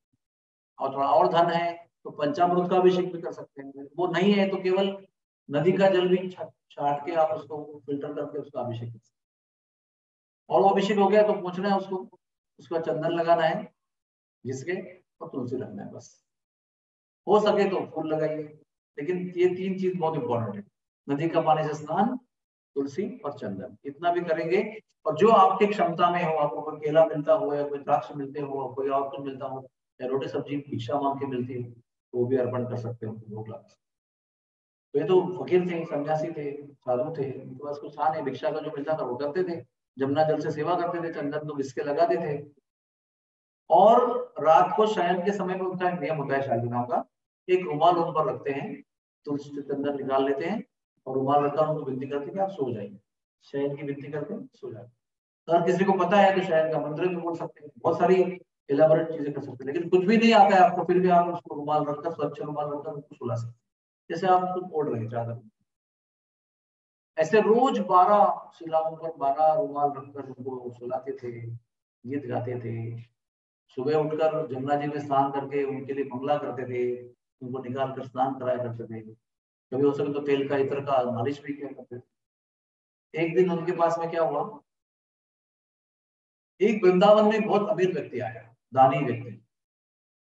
वो सब जानता था कि 6 गोस्वामी रहते हैं, सबके पास अपने अपने विग्रह हैं। सनातन जी के पास मदन मोहन जी के विग्रह हैं, रूप गोस्वामी के पास गोविंद जी के विग्रह हैं, मधु पंडित के पास गोपीनाथ जी के विग्रह हैं, श्यामानंद गोस्वामी के साथ श्याम सुंदर जी के विग्रह हैं, और जीव गोस्वामी के पास दामोदर जी के विग्रह हैं, सबके पास। तो सबको ना उन्होंने वस्त्र लाए थे, सबके लिए अंग में पहनने वाले धोती, फिर मुरली, फिर मुकुट, फिर कान में कुंडल, ऐसे सेट्स लाए थे उन्होंने। और सबको वो देते देते देते वो आए और लास्ट में इनके पास है। और इनको भी ठाकुर जी के लिए लहंगा, पजामा, उत्तरीय वस्त्र, नीचे का वस्त्र, मुरली, मुकुट सब दिया उनको। तो वो कहते हैं कि मैं क्या करूंगा इसके, मेरे ठाकुर तो गोल मटोल है। ब्रजवासी उनको क्या कहते हैं पता है आपको? ब्रजवासी में उनको कहते हैं कड़ी में डाले हुए पकौड़ा। क्यों? क्योंकि जब वो गोल मटोल होते थे ना, बिल्कुल चिकने एकदम फर्स्ट क्लास काले रंग के, जब चंदन से घिसते थे तो पकौड़े जैसे दिखाई पड़ते थे। तो ब्रजवासी आज भी बहुत सारे भजन गाते हैं, अरे कड़ी के पकौड़ा तो कहते हैं मेरे ठाकुर को ऐसे दिखते हैं, तो कैसे मैं इनको वस्त्र पहनाऊंगा, कहाँ पहनाऊंगा, कहाँ उनके हाथ है, कहाँ पैर है, कहाँ पता है मुझे। फिर भी उन्होंने जिद किया बहुत कि नहीं नहीं, हमने लाया है तो आपको लेना ही पड़ेगा, बाकी क्या करना आप देख लो, लेकिन हमारा दान स्वीकार करो। तो ले लिया। अभी जैसे ही दान मिला सब वस्त्र का, तो उनके मन में ये मोह उत्पन्न हुआ, ऐसे विचार उत्पन्न हुआ कि इतना अच्छा होता अगर मेरे गोल मटोल कड़ी पकौड़ी को हाथ पैर रहते। हाँ, इतना अच्छा होता। रोज मन में सोचते हैं, वो वस्त्रों को देखते हैं, इनको देखते हैं, सोचते हैं कि अरे इनके हाथ पैर होते तो कितना अच्छा, अंग होते श्री अंग तो कितना अच्छा होता। तो बीच में क्या हुआ, ये नरसिम्हा चतुर्दशी का दिन आया, जानते हैं ना आप, कभी आएगा वैशाख वैशाख शुद्ध चतुर्दशी। अभी तो गया क्या, हो गया ना? हाँ, मैं तो अभी हिमालय में था, मुझे पता नहीं चला। तो वैशाख चतुर्दशी के दिन नरसिंह चतुर्दशी का उत्सव मनाया गया। हमारे गौड़ीय संप्रदाय में कैसा रिवाज है कि हम लोग उस दिन भागवतम का सप्तम स्कंद खोलते हैं और पूरी नरसिम्हा प्रहलाद की लीला पढ़ते हैं। संक्षिप्त क्यों ना हो, पढ़ते हैं, उसको याद करते हैं, कैसे प्रहलाद पर अत्याचार किया गया, फिर कैसे खंबे से भगवान प्रकट हुए। तो गोपाल भट्ट गोस्वामी ने क्या किया, भक्तों को बुलाया था, उत्सव मनाया था। तो सब भक्त आए थे, उन्होंने भागवतम खोला, सप्तम स्कंद को खोला और पूरी लीला पढ़ी। और पढ़ते पढ़ते जब लीला इस समय पर आई, इस जगह पर आई कि प्रहलाद ने अंगुली निर्देश किया और तत्क्षण उस खंबे से नरसिंह भगवान प्रकट हुए। नरसिंह भगवान ने पूछा, सॉरी हिरण्यकशिपु ने पूछा, क्या तेरे भगवान इस खंबे में भी है? बोलते, पिताजी वो खंबे में नहीं, सब जगह पर है, तो खंबे में भी है। अभी देखता हूँ कौन तुझे मुझसे बचाता है, कहाँ से तुझे भगवान है और कैसे तुझे मुझसे बचाते, देखता हूँ। एक हाथ तलवार और बाएं हाथ से खंबे पर जो हाथ मारा तो खंबा चकनाचूर हो गया और उसमें भयंकर गर्जना करते हुए तत्क्षण, हाँ बोला और मुक्का मारा, उसके ऊपर भंग हो गया खंबा और नरसिंह भगवान प्रकट हो गए। बोलो नरसिंह भगवान की। तो ये जब पढ़ा उन्होंने, उनको लगा कि प्रहलाद जैसे भक्त ने केवल एक अंगुली निर्देश किया, just a reference, he is there, तो तत्क्षण भगवान प्रकट हो गए। तो मेरे गोल मटोल कड़ी पकौड़े कैसे हो सकते हैं, क्यों नहीं हो सकते? ऐसा विचार मन में आया। आगे कथा पढ़ी गई, युद्ध हुआ हिरण्यकशिपु का भगवान के साथ में। भगवान ने संध्या के समय उनका वध किया, फिर प्रहलाद को गोद में लिया, फिर प्यार का आदान प्रदान हुआ और भगवान फिर कुछ दिन के बाद में नरसिंह भगवान प्रहलाद महाराज के साथ रह के फिर अंतर्धान हो गए। किताब बंद हो गई, उस दिन का उत्सव समाप्त हो गया और 12 ही शालिग्राम शिलाओं के ऊपर तुलसी निकाल कर रुमाल रखा गया, उनको शयन किया गया और ये विचार करते करते करते कि क्यों नहीं शालिग्राम से भी श्री अंग वाले भगवान प्रकट हो सकते हैं, ऐसा विचार करते हुए सो गए। नेक्स्ट डे जब उठे, मतलब कौन सा दिन, वैशाख पूर्णिमा का, चतुर्दशी के बाद वाला दिन। तो बाद वाले दिन में क्या हुआ, दामोदर नाम की शिला के अग्रभाग से स्वयं राधा रमन के प्रकट हो गए। और अभी तो ये खुले भी नहीं है, जैसे रुमाल हो गया, तुम्हारे कोई, हाँ मेरे पास है, मेरे पास देखो, देखो ये रुमाल है ना, तो ऐसे शालिग्राम जी को सुलाया हुआ, ऐसा दर्शन हो रहा है। रात सुबह आप देखिए तो ऐसा है, जब सुबह उठे ना तो ये ऐसे हो गए थे, दिखा होगा वैसे आपको, ठीक से दिखा, ऐसे है, रात में ऐसे है दर्शन। सुबह जब उठे तो ये ऐसे हो गए थे। तो झट से जमुना जी में गए, झट से स्नान करके आए और फिर ये जब निकाला तो ये शिला में से ऐसे ठाकुर जी प्रकट हो गए थे। कितने अलग अलग, चार उंगलियां ऐसे मिला लो, चार उंगलियां मिला लो ऐसे, मेरे मेरे पर बोला ऐसे, ऊपर चार उंगली, एक बार एक चार उंगली, ये 12 उंगली जो है ना, इतने आकार के हैं ऐसे, नीचे शालिग्राम शिला है और ये 12 उंगली की ठाकुर जी प्रकट हो गए। इतने सुंदर अंग, जैसी शालिग्राम की शिला होती है चिकनी चिकनी काली रंग की, बहुत आकर्षक, वैसे ही इनके श्रीअंग थे। और इतने छोटे होने पर भी उनके हर एक श्रीअंग इतने महीन, इतने फाइनली डेवलप थे कि वो देखकर उन्होंने सब रूप गोस्वामी सबको बुलाया, अपने सीनियर वैष्णवों को, और सब सनातन गोस्वामी, रूप गोस्वामी, सभी गोस्वामी उनके मंदिर में आए और गौर से देखा इनको। तो क्या क्या उन्होंने, इनके चरण कमल जो है वो साक्षात मदन मोहन जी की तरह, इनका जो वक्षस्थल है वो साक्षात गोपीनाथ भगवान की तरह, तो इनका जो सुंदर मुख कमल है, देखो कितने सुंदर हंस रहे, दिखाई पड़ रहा है ना वहां पर। हाँ। राधा रमन की इच्छा थी कि आपको दर्शन दे, इसलिए वो चल रहा है जलेबी। देखिए, ये रूप गोस्वामी ने कहा कि जो प्रमुख हमारे विग्रह हैं वृंदावन में, और उनके 3 प्रमुख विशेषताएं हैं, किसी के चरण कमल, किसी का वक्षस्थल, किसी का मुख कमल साक्षात भगवान जैसा है। तो कहते हैं कि तीनों के जो चिन्ह हैं ये एक ही मूर्ति में विराजमान, तो इनका नाम रूप गोस्वामी ने रखा राधा रमण देव भगवान। प्रभुपाद जी कहा करते थे, अगर आपको वृंदावन में जाने का समय मिलता है और बहुत कम समय है आपके पास और आप केवल एक ही मंदिर कर सकते हैं, तो आपको राधा रमण के मंदिर जाना चाहिए। अगर थोड़ा फुर्सत है आपके पास तो आपको सातों मंदिर दर्शन करना चाहिए। मदन मोहन जी, गोविंद जी, गोपीनाथ जी, दामोदर जी, श्याम सुंदर जी, गोकुलानंद जी, राधा रमण जी, सातों करना चाहिए। ये हमारी गौड़ियों का नियम है। और अगर सातों का करने का समय नहीं है, थोड़ा कम समय है, तो गोविंद जी, गोपीनाथ जी और मदन मोहन जी, इनका तो करना ही चाहिए, 3। और उतना भी समय नहीं है, एक ही करने का समय है, तो राधा रमण के मंदिर जाना चाहिए। क्योंकि मदन मोहन जी, गोविंद जी, गोपीनाथ जी का तीनों का दर्शन इनके विग्रह में होता है। और एक प्रभुपाद जी कहते थे कि अगर आपको डीटी वर्शिप यानी अर्चा विग्रह की पूजा सीखनी है, कैसे करनी चाहिए, क्या स्टैंडर्ड होना चाहिए, तो आपको राधा रमण के मंदिर में जाना चाहिए। आज भी उनके मंदिर में जो सेवा का स्टैंडर्ड है वो बहुत श्रेष्ठ दर्जे का है। अभी आप दिल खोल के राधा रमण के दर्शन कीजिए। ये शरद पूर्णिमा का दर्शन है, ये देखिए नजदीक से एकदम शरद पूर्णिमा का दर्शन। शरद पूर्णिमा में सभी मंदिरों में विश्व भर में भगवान को सफेद वस्त्र पहनाते, चांदनी जैसे वस्त्र पहनाते हैं। और राधा रमन जी का ना एक वैशिष्ट्य है, राधा रमन जी कभी भी कोई भी श्रृंगार दोबारा नहीं पहनते। देखो एक छोटी सी कहानी बताता आपको। हर रोज उनके सामने कुछ 17-18 ड्रेसेस तैयार रहते, एवरी डे, पूरे एकदम रेडी, पहने लायक। ऐसा नहीं कि हमें अच्छा लगा तो कल पहन के फाइनल कर देंगे, ऐसा नहीं, रेडी वस्त्र रहते हैं साइज से। और अभी 17-18 वस्त्र में से कौन सा वस्त्र उनको पहनाना है, तो पुजारी क्या करते हैं, जो इनकी सेवा है वो क्या है, बहुत 40 परिवार है, उनके साल भर में टर्न बाय टर्न विभाजित सेवा थी। और किसी गोस्वामी को तो 4 बच्चे हुए, 4 पुत्र हुए, तो फिर वो सेवा 4 भाग में बढ़ जाती। एक ही पुत्र हुआ तो एक ही उसकी हिसाब से चलते रहते।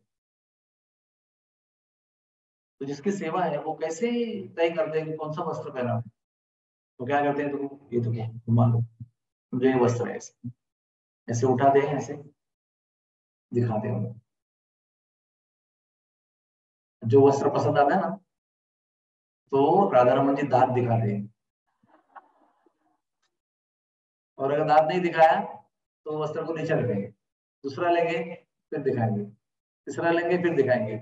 जब तक दांत नहीं दिखाएंगे तब तक दिखाते रहेंगे, और जो दिखा के दांत दिखाए वो वस्त्र उनको पहना दे। आप देखा ना, अभी देखो दांत दिख रहे हैं क्या आपको, देखो, अरे क्या नहीं दिख रहे, देखो लेफ्ट में देखो, जो मोतियों की माला पहने हुए सर पे वो देखो, मुख में देखो दांत दिख रहे कि नहीं, राइट में भी देखो दांत दिख रहे कि नहीं दिख रहे, ठीक से देखो। ठाकुर जी का जो है ना, तो एक है देखना, और दूसरा है निहारना, एक है सीइंग, एक है बिहोल्डिंग। दिख रहा है कुछ दांत वात, ठीक से देखो गौर से एकदम, देखो इसमें लेफ्ट वाले में है, राइट वाले में नहीं है। और एक तिथि में, एक कोई तिथि है, देखो क्या लिखा है, दशहरे की तिथि में राधा रमन जी हाथी पर सवार हो जाते हैं। राधा रमन जी इतने से राधा रमन जी, हाथी का साइज देखा तुमने कितना साइज है बड़ा, उस पर विराजमान हो जाते हैं वो। पूरा उनका आसन हाथी पर रखा जाता है दशहरे के दिन। तो भी जाइए दशहरे के दिन, कार्तिक महीने को, ये देखिए पूरे फूलों का श्रृंगार है, बहुत सुंदर। ये मैंने आज तक का देखा हुआ, इतने सालों में देखा हुआ सर्वोत्कृष्ट श्रृंगार है। तो वस्त्र कोई है ही नहीं। उनकी लंगोटी भी जो है वो फूलों की कलियों से बनी हुई है। और ये हमारे प्रिय जो पुंडरीक गोस्वामी जी है, उनकी सेवा में इनका श्रृंगार किया गया, उन्होंने अपने हाथों से किया है कलियों का। फिर देखिए दांत दिख रहे हैं कि नहीं, हाँ अभी देखो बराबर से। अभी सब लोग मुंह में देख रहे हैं इनके, तो दिख रहा है कि नहीं दिख रहा है ये कैसा है ना, जैसे मुझे वो काले घाट पे वो दिखाया था ना मटका, तब तक कभी मटका देखा नहीं था मैं। अब जब जाता हूँ पहले मटका देखता हूँ, संत लोग दिखाते हैं तब हमको वहां पर पता चलता है क्या है। देखो इसमें दोनों में दांत नहीं दिखाई पड़ रहे, दिख रहे हैं क्या इसमें, किसी को दिख रहे हैं प्रेम से। अब देखिए ये क्या है, मदन मोहन जी के चरण कमल, साक्षात राधा रमन जी के चरण कमल। बहुत सुंदर है, इतने से उनके अलंकार होते छोटे छोटे से, इतने से इतने से हाथ, और उनका क्या कहते हैं उसको, उत्तरीय वस्त्र और लहंगा फरिया उनका रहता है। और ये हमारे परम गुरु महाराज, हमारे गुरुदेव राधानाथ महाराज जी ने राधा रमन जी का दर्शन किया। 2019 में आखिरी यात्रा जब हुई थी, तो यात्रा समाप्त होने के बाद हम सब लोग उनके गोस्वामी को मिलने के लिए, दर्शन करने के लिए गए। और ये है श्रीवत्स गोस्वामी, और ऊपर के फोटो में पद्मनाभ गोस्वामी। ये पद्मनाभ गोस्वामी के पिताजी थे विश्वम्भर गोस्वामी। ये हमारे प्रभुपाद जी के बहुत अच्छे मित्र थे, और प्रभुपाद जी के गुरु महाराज भक्ति सिद्धांत जी इनके भी अच्छे मित्र थे। और बुजुर्ग प्रभुपाद जी के गुरु जी के पिताजी भक्ति विनोद ठाकुर, इनके भी अच्छे मित्र थे। और भक्ति विनोद ठाकुर भी उनके घर में आकर रहा करते थे, उसकी डायरी में नोंद है उनके पास। भक्ति सिद्धांत जी भी एक बार प्रचार करने के लिए आए थे, इनके घर में रुके थे, पद्मनाभ जी गोस्वामी के घर पे। तो लाला बाबू के मंदिर में वहां पर सत्संग हुआ था, तो उसके बाद में हजारों की भीड़ वहां पर कथा में आई थी। और कथा होने के बाद में उन्होंने सबने जिद किया कि हमको महाराज जी के चरण छूने, भक्ति सिद्धांत जी महाराज के। जैसे वैष्णव आचार्य कभी अपने चरण कमल किसको देते नहीं है शरण करने, लेकिन इतनी भगदड़ मच गई कि पुलिस को आना पड़ा। और पुलिस ने हाथ जोड़ के महाराज जी को बताया, महाराज जी अगर आपके चरण कमल नहीं देंगे उनको आप स्पर्श करने के लिए, इन्हें भीड़ यहाँ से हटने वाली नहीं, यहाँ पर दंगा फसाद हो सकता है। फिर बड़े ही मजबूरी से अपने चरण कमल उन्होंने टेबल पर रखे, और सबने दर्शन किए, और सब भीड़ भाड़ खत्म हो गई। ये सब उन्होंने डायरी पे लिखा हुआ दिखाया हमको, मुझे और गुरु महाराज को डायरी खोल के दिखाया है। और लास्ट में हमारे प्रभुपाद जी भी वहां पर जाया करते, और पद्मनाभ जी गोस्वामी उनको मिले हुए कई बार वृंदावन में। तो ये श्रीवत्स गोस्वामी, उनको राधानाथ महाराज जी मिले। और ये देखिए ये क्या है, ये है कुलिया प्रसाद। ये एक अद्भुत प्रकार का खीर जो है वो मंदिर में मिलती है। वहां के गोस्वामी क्या बताते हैं, ये कुलिया प्रसाद देखिए, इसका जो कुलिया है ना वो गोल्डन क्या कहते हैं, सैफरन रंग का है, केसरी रंग का है। उसकी जो मटकी है छोटी सी, उसको कुल्लड़ कहते हैं या कुलिया कहते हैं। कुल्लड़ थोड़ा मोटा होता है, बड़ा होता है। कुलिया यानी छोटा वर्षन उसका। उसके अंदर ये अद्भुत खीर बनाते हैं, और उसको भी डालते हैं गरम गरम, फिर भोग लगाते हैं राधा रमन जी को, और सबको वितरित करते हैं। तो गोस्वामी क्या बताते हैं, ये कुलिया साधारण कुलिया नहीं है, ये साक्षात चैतन्य महाप्रभु है। चैतन्य महाप्रभु संन्यास लेने के बाद में कौन सा रंग का वस्त्र पहनते थे, केसरी रंग का वस्त्र पहनते थे। और चैतन्य महाप्रभु का हृदय में कौन था, राधा रानी। राधा रानी का रंग कौन सा है, गौर वर्ण है। तब तक कांचन गौरव गौरांगी है ना। तो बाहर से सैफरन वस्त्र पहना हुआ, और हृदय में राधा रानी का भाव है, ये है वो कुलिया। और इसी भाव से उसको भोग लगाते हैं, इसी भाव से उसको लोगों को देते हैं, और हमें भी उसी भाव से उसको ग्रहण करना चाहिए। हम सब भक्त लोगों को क्या बताया जाता है, वो खुरड़ खुरड़ कर हम लोग निकालते हैं। और उसका भी उन्होंने एक बताया हुआ है कि ये 5 उंगलियां जो है ना, उसका हर एक का एक नाम है और एक का एक काम है। लेकिन ये उंगली जो है ना, इसको सबसे अशुभ माना गया। क्यों पता है आपको, क्या कारण है इसका? सबका बुरा भला इसी उंगली से करते ना, ये आदमी, वो आदमी, ये माता जी ऐसी है वैसी है। तो ऐसा निर्देश करते हैं आप लोग कभी, क्या कैसा करते हैं निर्देश कभी किसी, ऐसा ही करते हैं ना। तो इसको अशुभ माना गया है, इसलिए किसी पूजा में इसको स्थान नहीं है। जब में भी स्थान नहीं है इसको, जब में बाहर रखना पड़ता है। तो बाहर करने तो माला के बाहर चले जाओ, अंदर अंदर माला घुमाते है कि नहीं। तो ये उंगली ने भगवान से एक बार कंप्लेंट किया, भगवान हमारे हमारे लिए आपके पास कोई सेवा ही नहीं है। तो राधा रमन जी ने कहा कि तुम्हारे लिए विशेष सेवा है, कि मेरा प्रसाद जो पुलिया प्रसाद है, यही उंगली से खाया जाए। आज भी नियम है, अगर आप जाएंगे राधा रमन जी के मंदिर में, तो गोस्वामी जी आपको बताएंगे कि यही खाना है, इससे ही खाना। तो इससे जब खत्म हो जाता है तो फिर इससे बचा हुआ निकालना।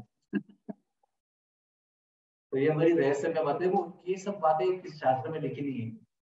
जब संतों के संग में बैठेंगे, गोस्वामियों के संग में बैठे हैं, जो रोज रोज इनके लाल लगाते हैं, उनके पास ये रहस्य की बातें पता चलती है ना। इसलिए मैंने कहा था कि वृंदावन में जाना यानी साइट सीइंग नहीं है, ऐसे संतों के साथ बैठना है, और ठाकुर जी के अंदर की बातें आपको समझनी है। राधा रमन जी का एक और एक विशेषता है, एक तो प्रहलाद जी ने अंगुली निर्देश किया और खंबे से भगवान प्रकट हो गए, तत्क्षण इच्छा पूर्ति हो गया। नरसिंह भगवान भी संरक्षक भगवान भी है, और इच्छा तुरंत पूर्ण करने वाले भगवान। मैंने अभी अभी किसी आईसीयू में वेंटिलेटर पे पेशेंट था हमारे पहचान का, तो उसके लिए उधर नरसिंह भगवान की मैंने पूजा करवाई। उसी समय से उनका ऑक्सीजन लेवल बढ़ गया, हीमोग्लोबिन बढ़ गया, और अभी वेंटिलेटर से हट गए और अभी वार्ड में जाने लगे। देखो नरसिंह भगवान हमारे महापुरुष थे। कई लोगों के जीवन में चमत्कार देखा है हमने उनकी पूजन करने के बाद। और उनकी याद करके गोपाल भट्ट गोस्वामी ने क्या सोचा कि अगर खंबे से आ सकते तो ये शिला से क्यों नहीं आ सकते। उसी एक रात में प्रकट हो गए वो। दूसरी उनकी विशेषता क्या है कि वो भक्त की इच्छा, प्रामाणिक इच्छा तत्क्षण पूरी करते हैं। अभी समय की थोड़ी कमी है इधर, संक्षेप में बता देने को बात। हमारे गुरुदेव, उनका नाम था रिचर्ड स्लाविन, जब अमेरिका से घर छोड़कर यहाँ पर आए थे तो उनका वीजा समाप्त हो गया था। और समाप्त होने के बाद बहुत दिन भी बीते गए थे कि कल समाप्त हो गया तो चलो भाई ठीक है, एक दिन का एक्सटेंशन दे दो, भेज दो इनको। काफी हफ्ते निकल चुके थे। पैथोलॉजिकल डिले, उसका एक ही नतीजा हो सकता है, आपको इंडिया में परमानेंट आने से बैन कर सकते। इतना ओवरस्टे किया, यहाँ तक कि वारंट निकला। और 1972 में पूरे वृंदावन में केवल 2 फॉरेनर थे, एक असीम कृष्ण प्रभु और एक Richard Slavin. Only 2 people were. इसलिए पूरे वृंदावन में सबको पता था, क्योंकि 2 ही विदेशी थे तो सब जानते थे। तो सबने उनको बताया पुलिस आपके नाम से सबको ढूंढ रही है, ये व्यक्ति किधर है। अभी अगर पुलिस के हाथ में गए तो पुलिस स्टैंप मार देंगे और उनको रस्टिकेट कर देंगे, वापस कभी इंडिया में नहीं आ सकते। और तब तक 6 महीने हो चुके थे और तब तक राधानाथ महाराज जी, हमारे रिचर्ड स्लाविन, वृंदावन से इतने आसक्त हो चुके थे कि परमानेंट लाइफ लॉन्ग वृंदावन में रहने का निर्णय लिया था। लेकिन भाव विमूढ़ता में वीजा कब समाप्त हो गया उनको पता ही नहीं चला। तो एक दिन तो लोही बाजार में पुलिस ढूंढ रही है, सब जानते थे उनको। तो बताया अरे तुम्हारे पीछे पुलिस पड़ी है, तुम क्या कर रहे हो। तो वो जमुना जी के किनारे में, आपको दिखा है ना चीर घाट का तलपेट दिखा है ना, उसके तले रहते थे वो जमुना। एक ही वस्त्र पहनते थे, सर्दी में भी बिना ब्लैंकेट के वहां सोते थे। सुबह 5 बजे उठते थे, वहां पर ठंडे पानी स्नान करते थे, वही वस्त्र दोबारा गले पहनकर वहां राधा रमन जी की मंगला करते थे। 5 बजे होती है मंगला, तो राधा रमन की मंगला होने के बाद अंधेरे रास्ते में जाकर राधा वल्लभ की 6 बजे की मंगला करते और वहां के गोस्वामी से मिलते थे, राधेश लाल जी महाराज। तो उनका रोज का रूटीन था। लेकिन एक दिन बहुत अति अति अति हो गया, तो रोते रोते वो स्नान करके मंगला में गए राधा रमन जी के, और गिड़गिड़ा कर रोते रोते प्रार्थना किया, राधा रमन जी अगर आपकी इच्छा है तो मेरे वीजा के विषय में कुछ चमत्कार करना, ताकि मैं यहाँ से जुदा ना हो जाऊं, वृंदावन से हाँ अलग ना हो जाऊं। और वहां से निकले, और आज भी वो रास्ता मुझे पता है, वहां से निकलता है सेवा कुंज होते होते राधा वल्लभ जी के मंदिर में आता है। बहुत पिच डार्क अंधेरा रहता है, तो लाइट की व्यवस्था भी नहीं रहती। तो जब महाराज जी राधा रमन के मंदिर से गली से गली निकलते तो सेवा कुंज के पास में आए तो बहुत पिच डार्क था।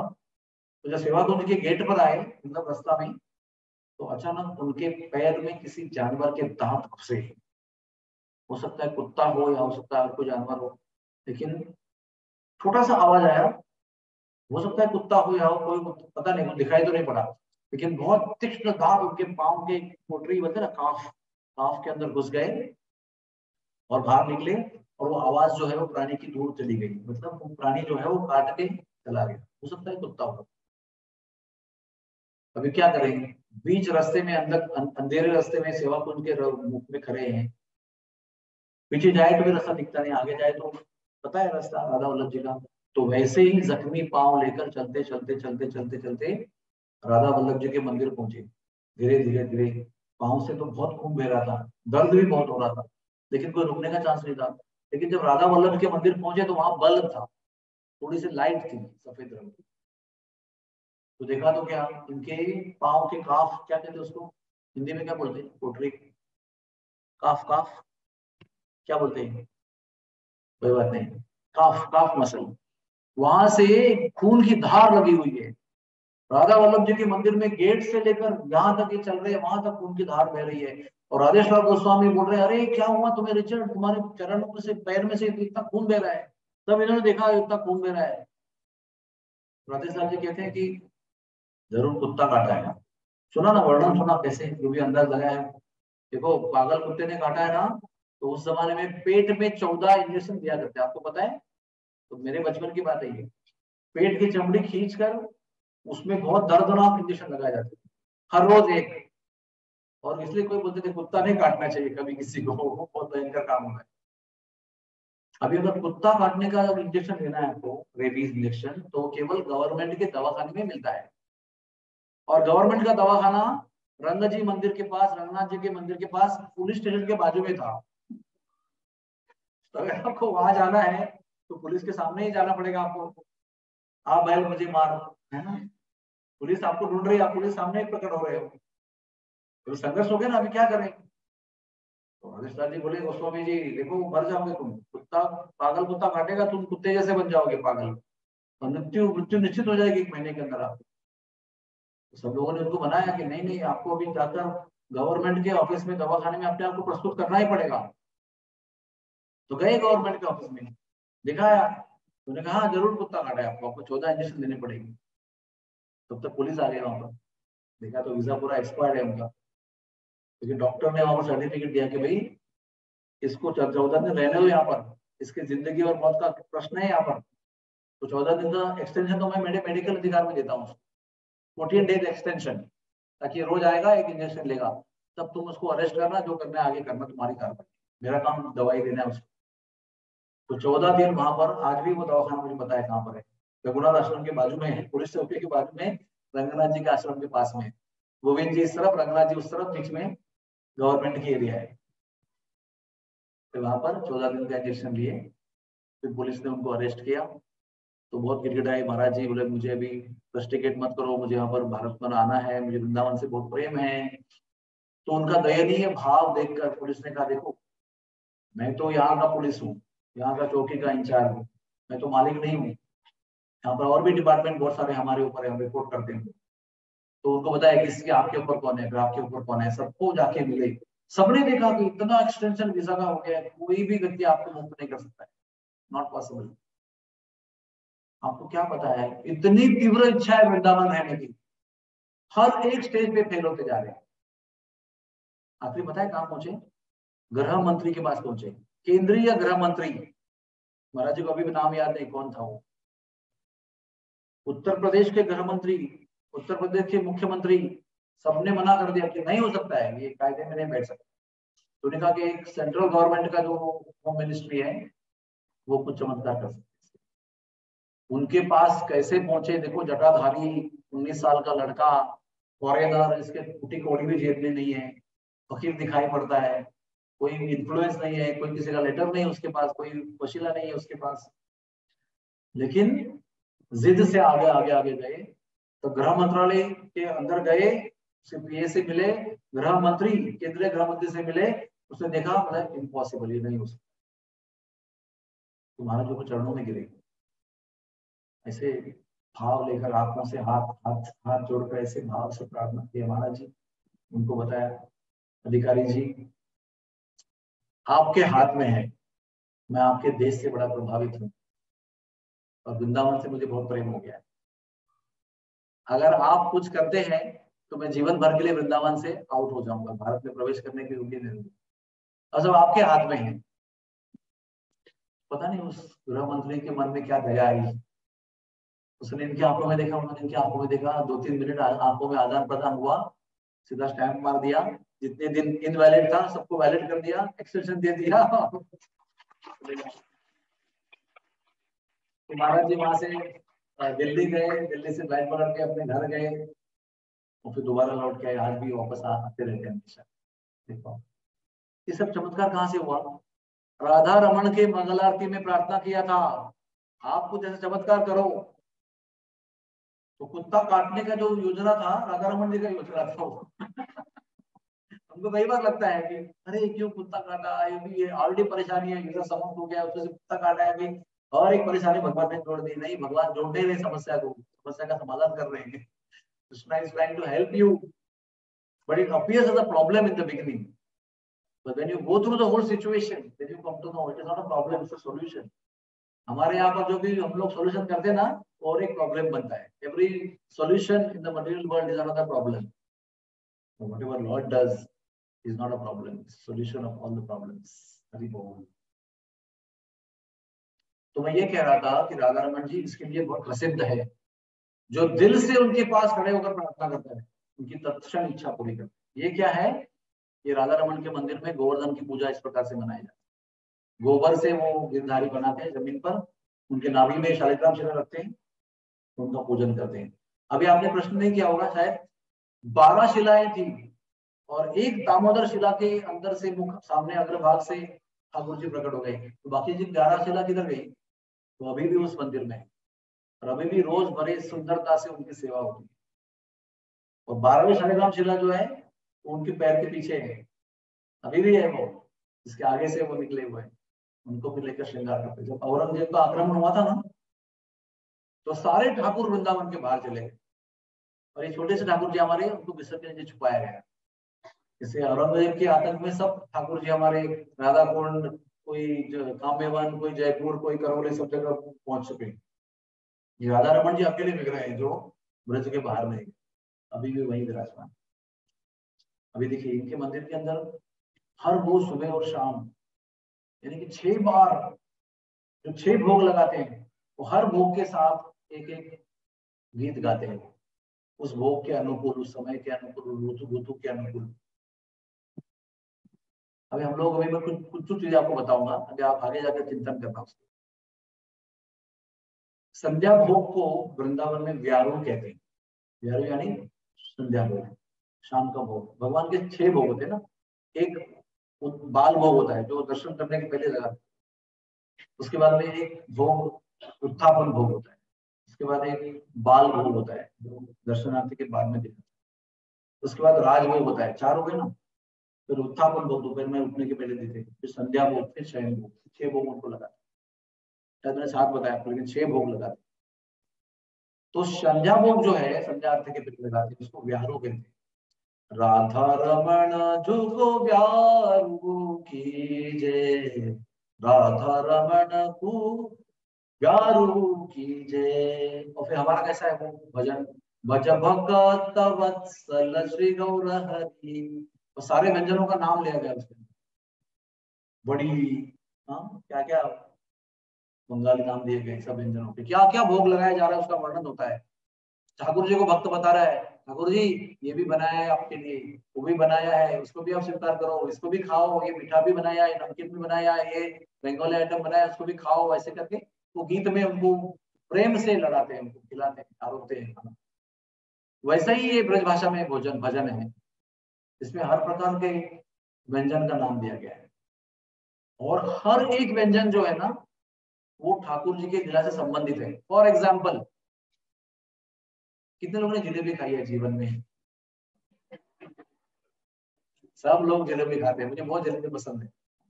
ये मीठा खाता नहीं हूँ मैं, लेकिन जलेबी बहुत अच्छी चीज है, वो भी घी में तली हुई अगर होगी, और अगर खांड में जिसपे चाशनी बनाई है, शक्कर के नहीं, खांड यानी क्या, मिश्री, मिश्री की चाशनी बनाई है और गाय के बिलोने वाले घी में जिसको तला हुआ है, ये जलेबी के क्या कहने हैं?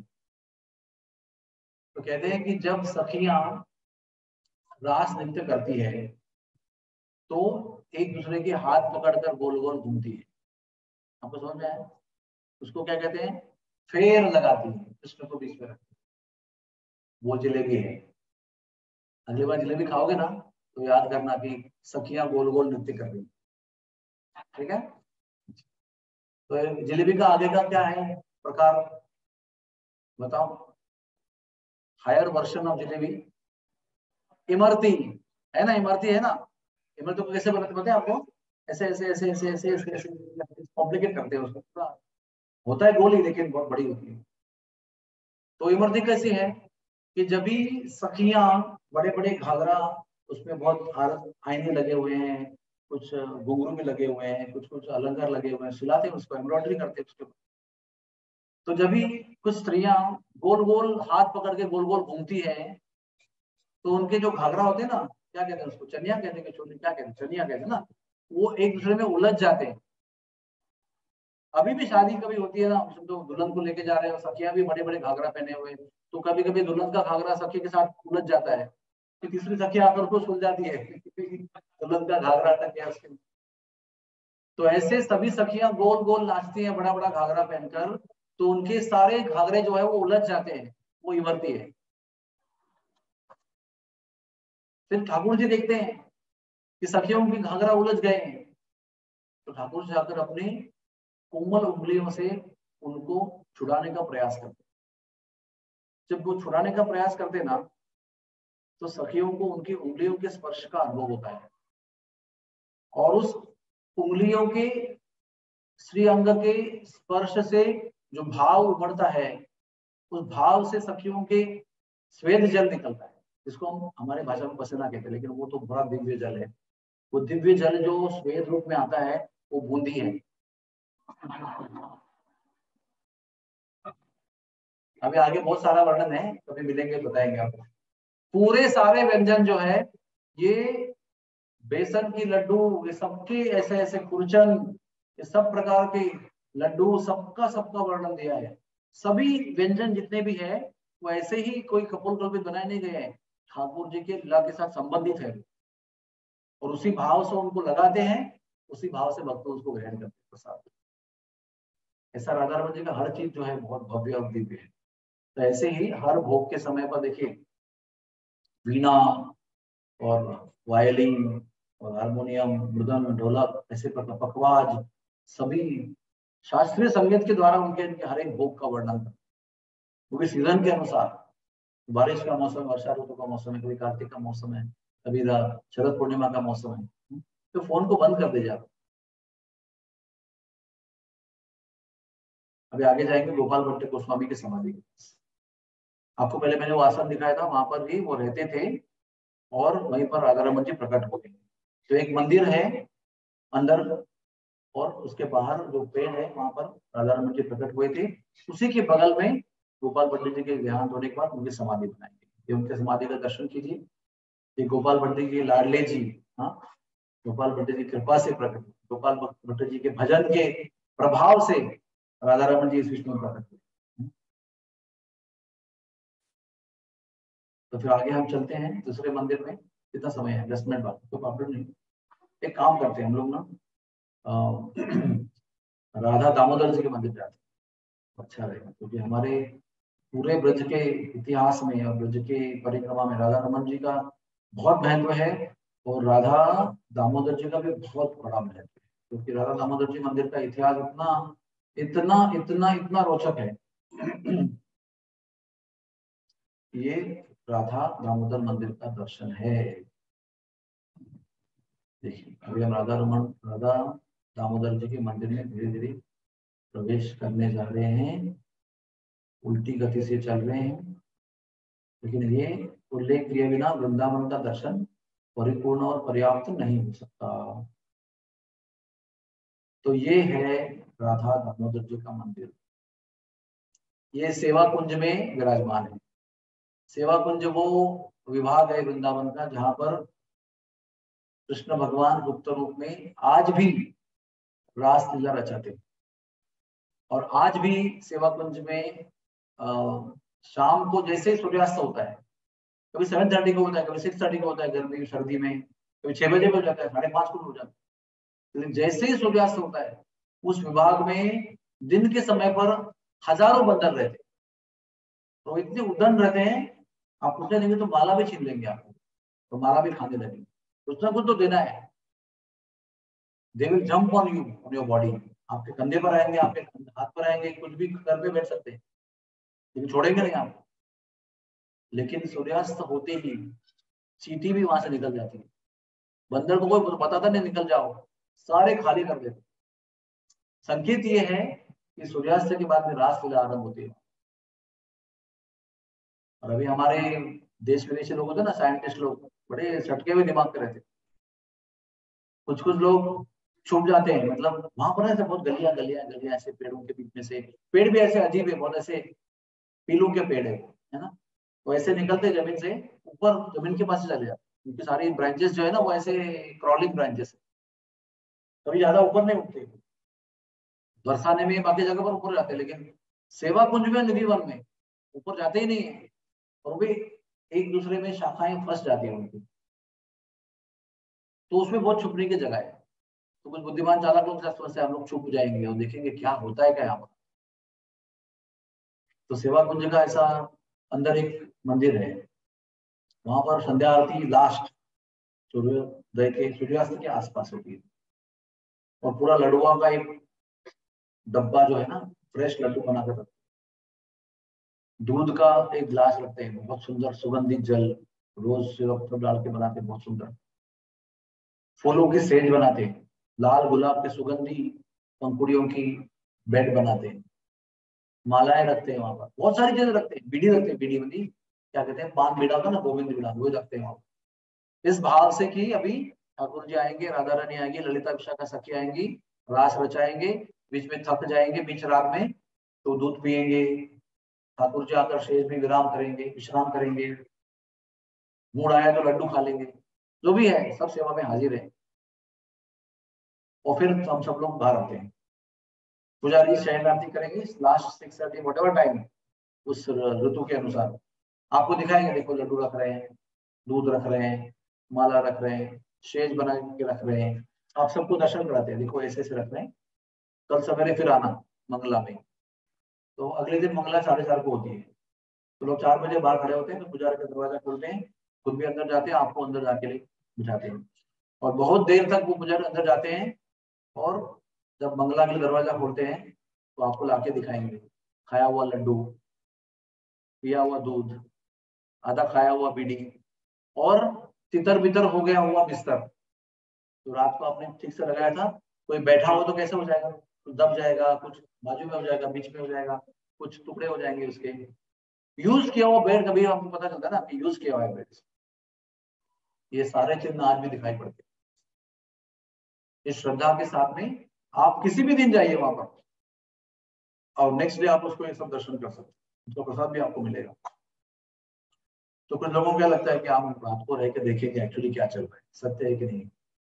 तो 3 चीजें होती है, अगर किसी ने ऐसी उद्दंडता दिखाने का प्रयास किया तो नंबर 1, ध्यान से सुनिए, दिल थाम कर, वो व्यक्ति अंधा हो जाता है। दूसरा चीज, अगर अंधा नहीं हुआ तो उसको लकवा मार जाता है, ये बिकम हेमिप्लेजिक, पैरालिटिक, बोल ही नहीं पाएगा वो, लूला लंगड़ा होकर गिर जाएगा वो। और थर्ड चीज, द फाइनल डेथ, मरा हुआ मिलेगा। ऐसे कितने विदेशी अपना हाई फाई कैमरा लेकर रात को छुप गए थे, सुबह वहां पर डेड मिले हुए हैं। उनको बताया गया था ये नहीं करना है, डोंट डू दिस। तो क्या बकवास की बातें करते हैं, कौन कृष्ण कौन क्या लीला कर रहे हैं। तो खुद खा के लड्डू रखते होंगे, खुद दूध पी के रखते होंगे, और लोगों को उल्लू बनाते होंगे। लेकिन ये सब चीजें सत्य हैं। हमको साधुओं के वचनों पर विश्वास करना चाहिए, तो श्रद्धा से वृंदावन को अपने आप को प्रस्तुत करना चाहिए। Vrindavan is not a place to challenge anybody intellectually. वृंदावनी भाव की जगह है, वो कर्म कांड की जगह भी नहीं है, वो ज्ञान कांड की जगह नहीं है, चमत्कार की जगह नहीं है, वो खाली दिव्य घटनाओं की जगह है, जहाँ पर नित्य क्षण हर क्षण भगवान की दिव्य लीलाओं का वहां पर आयोजन होता है। तो वो सेवा कुंज का जो एरिया है उसके अंदर कई स्थान है। एक सेवा कुंज है बीच में, वहां पर वो एक ललिता का कुआं भी है, क्योंकि रास में जब ललिता जी को प्यास लगी थी तो भगवान ने अपने मुरली से वहां पर कुआं खोदा और ललिता जी को पानी पिलाया। और एक सेवा कुंज की विशेषता है, चरण जाके दाबे गिरधारी। रास में जब राधा रानी थक जाती है तो कृष्ण अपने गोद में उनके चरण कमल लेकर उन चरण कमलों की सेवा करती है, राधा रानी का जो श्रम है उसका परिहार करते हैं। तो सेवा कुंज उसके लिए नाम पड़ा है उनका, कि यहाँ पर ठाकुर जी भी स्वयं अपने भक्त की, अपने प्रियतमा राधा रानी के चरणों की सेवा। तो बीच में मंदिर है जहाँ पर ठाकुर जी की सेवा होती है। उसके बाहर आएंगे आप तो राधा दामोदर जी का मंदिर मिलेगा एक तरफ। तो गली से आगे जाएंगे, राइट टर्न लेंगे तो श्याम सुंदर जी का मंदिर मिलेगा, श्यामानंद गोस्वामी का।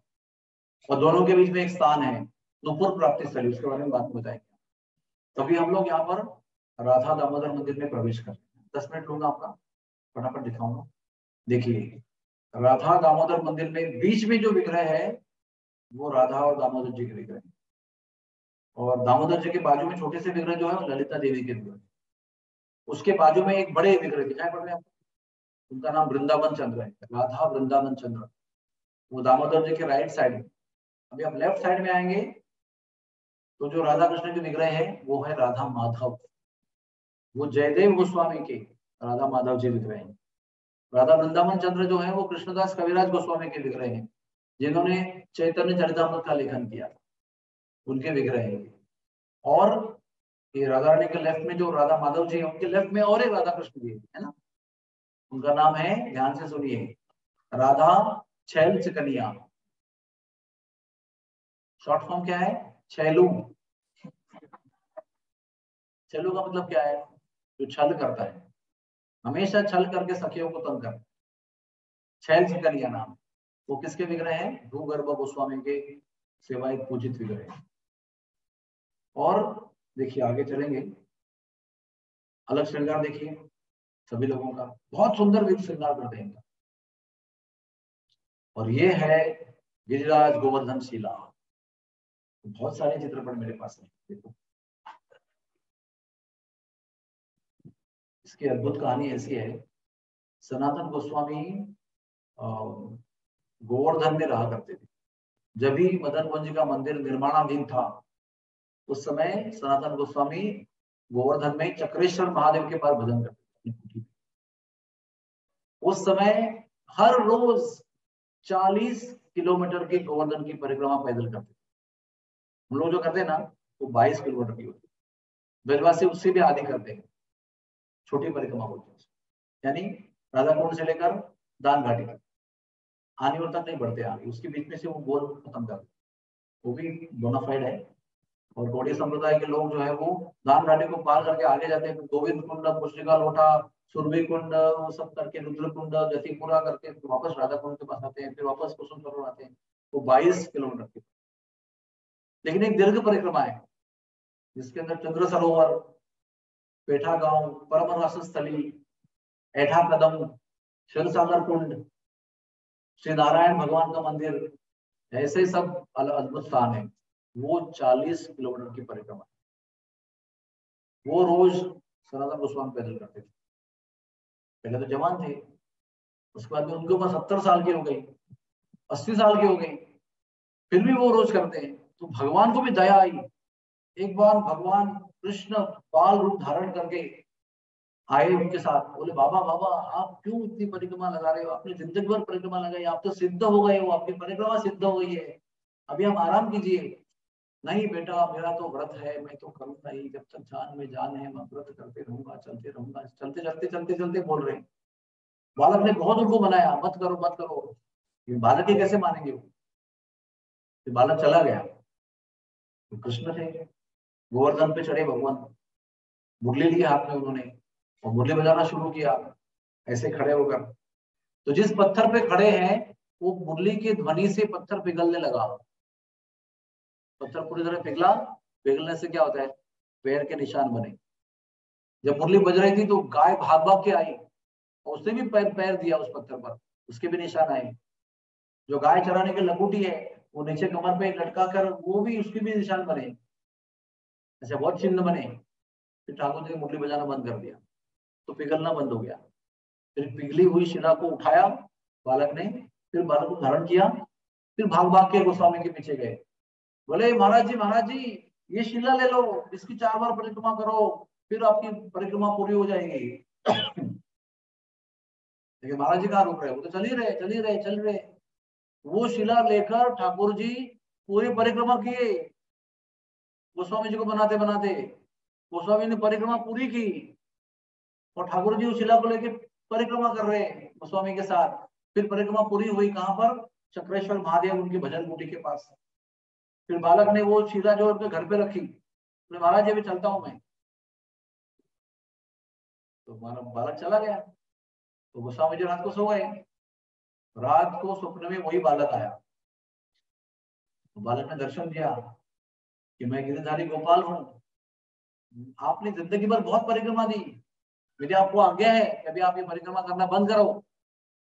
वो कल शिला जो दी थी वो मैं ही था, तो मेरी इच्छा है कि तुम्हारी कुटी में बैठकर 4 बार इसकी प्रदक्षिणा करो, पूरी 40 किलोमीटर की परिक्रमा करने का लाभ मिलेगा आपको।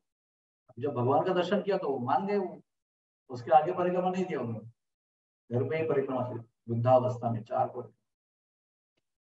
यथावकाश उनका ऐसा नियम था बहुत पहले से, जब से वृंदावन में छोड़कर गोवर्धन में आए थे। हर पूर्णिमा को वो गोवर्धन की परिक्रमा करते थे, लेकिन अकेले नहीं करते थे। पूर्णिमा के दिन सभी लोगों के साथ करते थे, ब्रजवासियों के साथ। हर रोज स्वयं अकेले करते थे, लेकिन पूर्णमासी के दिन सारे ब्रजवासी, बुजुर्ग से लेकर औरत, आदमी, बच्चा, सब उनके साथ परिक्रमा 40 किलोमीटर। ये उनका नियम था। तो जब गुरु पूर्णिमा आई, तो गुरु पूर्णिमा के दिन वो भी पूर्णिमा का दिन है ना, आषाढ़ पूर्णिमा का दिन। Is that right? एकादशी के बाद वाले जो आते हैं ना, आषाढ़ एकादशी के बाद में पूर्णिमा, वो व्यास पूर्णिमा के रूप में मनाई जाती है, गुरु पूर्णिमा के रूप में। तो उस दिन सब लोग पहुंचे, एक साल में, बहुत साल के बाद परिक्रमा करने के लिए आ गए, सब इकट्ठा हो गए। तो एक व्यक्ति नेता आगे गए, महाराज जी चलना है परिक्रमा में। तो ध्यानस्थ बैठे, ठीक है ध्यान में लगे, वेट करेंगे हम लोग। 1 घंटा वेट किया, फिर पुकारा, महाराज जी चलना है ना परिक्रमा में। तो ध्यान में बैठे। तो बहुत घंटे बीत गए, मध्याह्न हो गई, दोपहर में। तो किसी ने कहा जाके महाराज जी को जगाओ, आप ऐसे उठाओ, तो हमारी परिक्रमा पूरी कैसे होगी। तो जैसे ही वो आदमी अंदर गया, तो महाराज जी को हिलाया, तो धाड़ करके नीचे गिरे, यानी वो अपने देह को त्याग चुके थे। तो उस दिन सारे ब्रजवासियों के हृदय में इतनी दर्द की लहर उठी, सब लोग फूट फूट कर रोने लगे। परिक्रमा का नियम था, तो उन्होंने सनातन गोस्वामी के शरीर को, क्या कहते हैं उसको, वो अंत्येष्टि का होता है ना, वो अंत्येष्टि में उनको लिया, 4 कंधों पर 4 लोगों ने उठाया और पूरी 40 किलोमीटर की परिक्रमा। आज भी गुरु पूर्णिमा के दिन सारे ब्रजवासी एकत्र होकर सनातन गोस्वामी की प्रतिमा लेकर पूरे गोवर्धन की परिक्रमा। उस समय जब इनका शरीर समाप्त हो गया, तो रूप गोस्वामी भी चले गए थे, सनातन गोस्वामी चले गए, तो गौड़ीय संप्रदाय के वारसदार जीव गोस्वामी, तो धरोहर के रूप में अपने चाचा की जो प्रॉपर्टी है, वो जीव गोस्वामी के अधिकार में आई। और ये जीव गोस्वामी का मंदिर है, राधा दामोदर जी का। इसलिए ये जो शिला जो है, ये वही शिला है जिस पर कृष्ण के पैर के निशान है। देखो आप ठीक से, है कि नहीं, राइट पैर के निशान है। फिर ये जो आगे दिख रहा है आपको 2, एक गोल में छेद है, एक गोल है और एक लाइन है उसके बीच में, है ना, वो गाय के खुर का दर्शन है। तो आगे लंगोटी का दर्शन है, वो तो इतना विस्तार से नहीं हो रहा है यहाँ पर। आगे देखिए, इसमें देखिए आप, एकदम क्लियर कट दिखेगा, है ना, राइट फुट और वो खुर का फुट और सब दर्शन है। तो ये सनातन गोस्वामी को स्वयं भगवान ने दी हुई शिला है। आज भी 4 बार दामोदर जी के मंदिर का परिक्रमा करने से गोवर्धन परिक्रमा करने का लाभ था। ये देखिए रूप गोस्वामी, अभी दामोदर जी कैसे आए। दामोदर जी का ऐसा इतिहास है कि 3 भाई थे, रूप, सनातन और अनुपम। रूप सनातन दोनों सन्यासी बने, अनुपम गृहस्थ थे, उनका विवाह हुआ और जो पुत्र हुआ उसका नाम है जीव। और जीव जो था, बालक जीव, इनका दोनों का भतीजा है, वो जो चाचा है उनके, लेकिन गुरु समान थे उनके। बचपन में कृष्ण बलराम के विग्रहों को गोद में लेकर ये बालक सोता था, एवरीडे, दिन भर पूजा करते थे उनकी, और रात को गोद में लेकर वो सोते थे। तो जब बड़े हुए तो अपना घर छोड़कर, पिताजी का देहांत हुआ, तो घर छोड़कर अपने चाचाओं के पास में आए वृंदावन में। तो रूप गोस्वामी ने देखा कि मेरे पास तो गोविंद जी का विग्रह है, बड़े भाई के पास मदन मोहन जी का विग्रह है, तो ये बालक हमारा जो भतीजा है बड़ा लालायित रहता है। उनके नजरों से पता चलता है कि इसको भी एक विग्रह चाहिए, है ना। जैसे हमको पता चला ना, हमको बालक, हम लोग अपनी पूजा करते हैं तो बालक भी चाहता है कि मेरी भी एक छोटी सी मूर्ति हो, मेरे भी छोटा सा ऑल्टर हो, और जो हम करते तो वो भी करते रहता है। तो ये जीव गोस्वामी के मन की बात जानकर रूप गोस्वामी ने इच्छा की कि मैं इनके लिए विग्रह बनाऊं। जैसे इच्छा की ना, राधा रानी स्वप्न में आई रूप गोस्वामी, और स्वप्न में राधा रानी ने रूप गोस्वामी को पत्थर से मूर्ति बनाने की कला सिखाई। रूप गोस्वामी को मूर्तिकार नहीं थे, वो तो भक्त हैं, भगवान संत हैं, उन्होंने मूर्ति बनाने का कोई कला नहीं सीखी थी। लेकिन अपने भतीजे की प्रामाणिक इच्छा पूर्ण करने का जो उद्देश्य इनका देखा राधा रानी ने, तो राधा रानी ने स्वप्न में आकर उनको मूर्ति बनाने की कला सिखाई। उस कला को सीखकर रूप गोस्वामी ने पत्थर से दामोदर जी का विग्रह बनाया और अपने भतीजे को भेंट दिया। तब रूप गोस्वामी जी इसी मंदिर में निवास करते थे। क्यों? क्योंकि रूप गोस्वामी का जो मंदिर था गोविंद जी प्रकट हो चुके थे। उसकी लंबी लंबी कहानी, लेकिन प्रकट हो चुके थे जब उसका रघुनाथ भट्ट के शिष्य मान सिंह अकबर के सेनापति आए, जो रघुनाथ भट्ट गोस्वामी के शिष्य थे, अपने गुरु जी को कहा कि मैं गोविंद जी को कुछ सेवा करना चाहता हूँ। तब रूप गोस्वामी ने रघुनाथ भट्ट को गोविंद जी की सेवा दी थी। तो रघुनाथ भट्ट ने कहा कि हम तो सन्यासी, हमको कोई सेवा की जरूरत नहीं, लेकिन हमारे गोविंद जी पेड़ के नीचे रहते, टील पर रहते, उनके लिए मंदिर बनाओ। वहीं पर रूप गोस्वामी भजन करते थे। तो जब वो कंस्ट्रक्शन साइट बन गया तो रूप गोस्वामी अपने भतीजे के मंदिर में चले गए और वहीं पर उन्होंने भजन किया। इसलिए दामोदर जी के मंदिर में रूप गोस्वामी की भजन कुटी भी है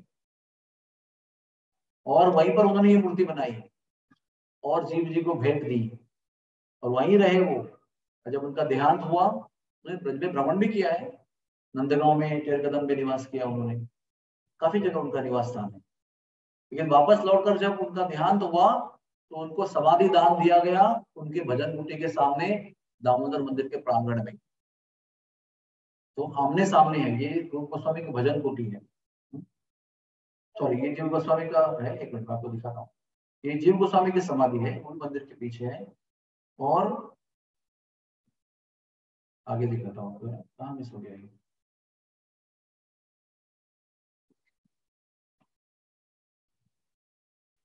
ठीक है, समाधि का प्रश्न, हाँ देखो समाधि जो आगे पीछे हो गया है, ये रूप गोस्वामी की समाधि है। उसके सामने रूप गोस्वामी की भजन कुटी है।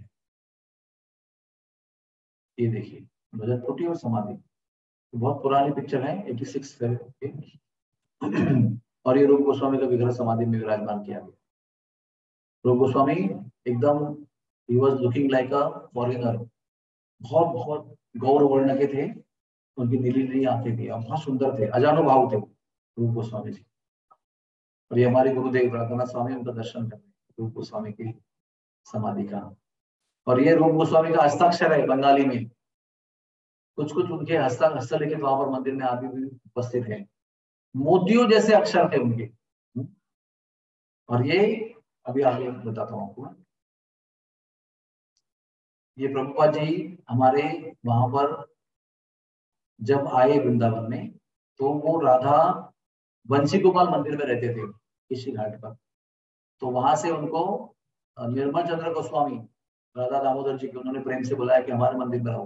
तभी वो बहुत युवा अवस्था में थे। प्रभुपाद जी भी वैसे ज्यादा बूढ़े नहीं थे, 63 ईयर्स के थे। तो राधा बंसी गोपाल मंदिर से दामोदर मंदिर में आए। 2 कमरे उनको किराए से दिए गए, 5 रुपए भाड़े।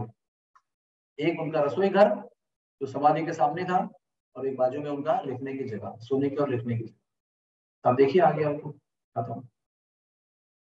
ये जो लिखने की जगह दिख रहे हैं आप, ये और सोने की जगह एक ही जगह है, प्रभुपाद जी की कमरा। यहाँ पर वो दिन भर खाना पीना, प्यास, भूख, निद्रा, भूख भूल कर श्रीमद् भागवत का अनुवाद लिखा करते।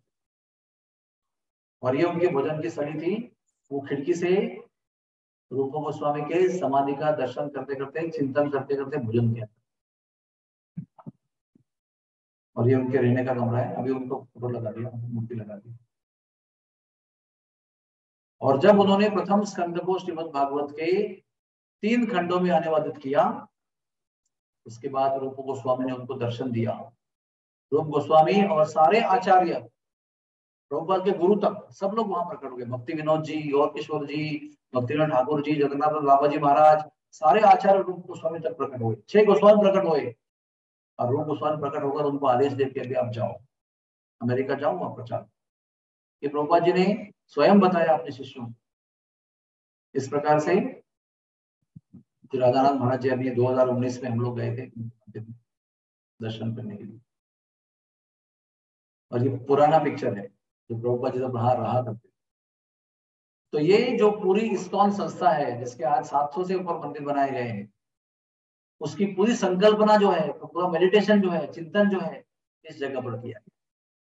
कैसे प्रचार करना है, मुझे जाकर कहाँ जाना है, क्या करना है, इसलिए तैयारी की गई। वहां पर भागवत के प्रथम स्कंद के 3 खंड में अनुवाद किए गए, उसके कई कॉपीज बनाई गई। एक एक बनाकर भिक्षा मांगकर उन्होंने धन इकट्ठा किया, उसको प्रिंट करवाया, उसको कॉपीज बनवाई, फिर बोट में लोड किया उन्होंने और फिर बोट से वो अमेरिका चले।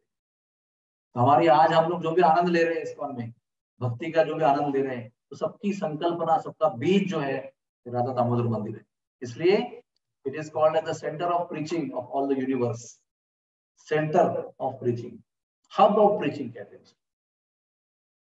तो ये दामोदर जी भगवान है। तो और एक बार दर्शन करता हूँ, दिखाता हूँ, परिक्रमा मंदिर की दिखाता हूँ। जब परिक्रमा 4 बार करने से गोवर्धन की परिक्रमा करने का लाभ प्राप्त होता है, तो परिक्रमा में भी बहुत बहुत अद्भुत अद्भुत स्थान है, वो भी आपको दिखाता हूँ मैं।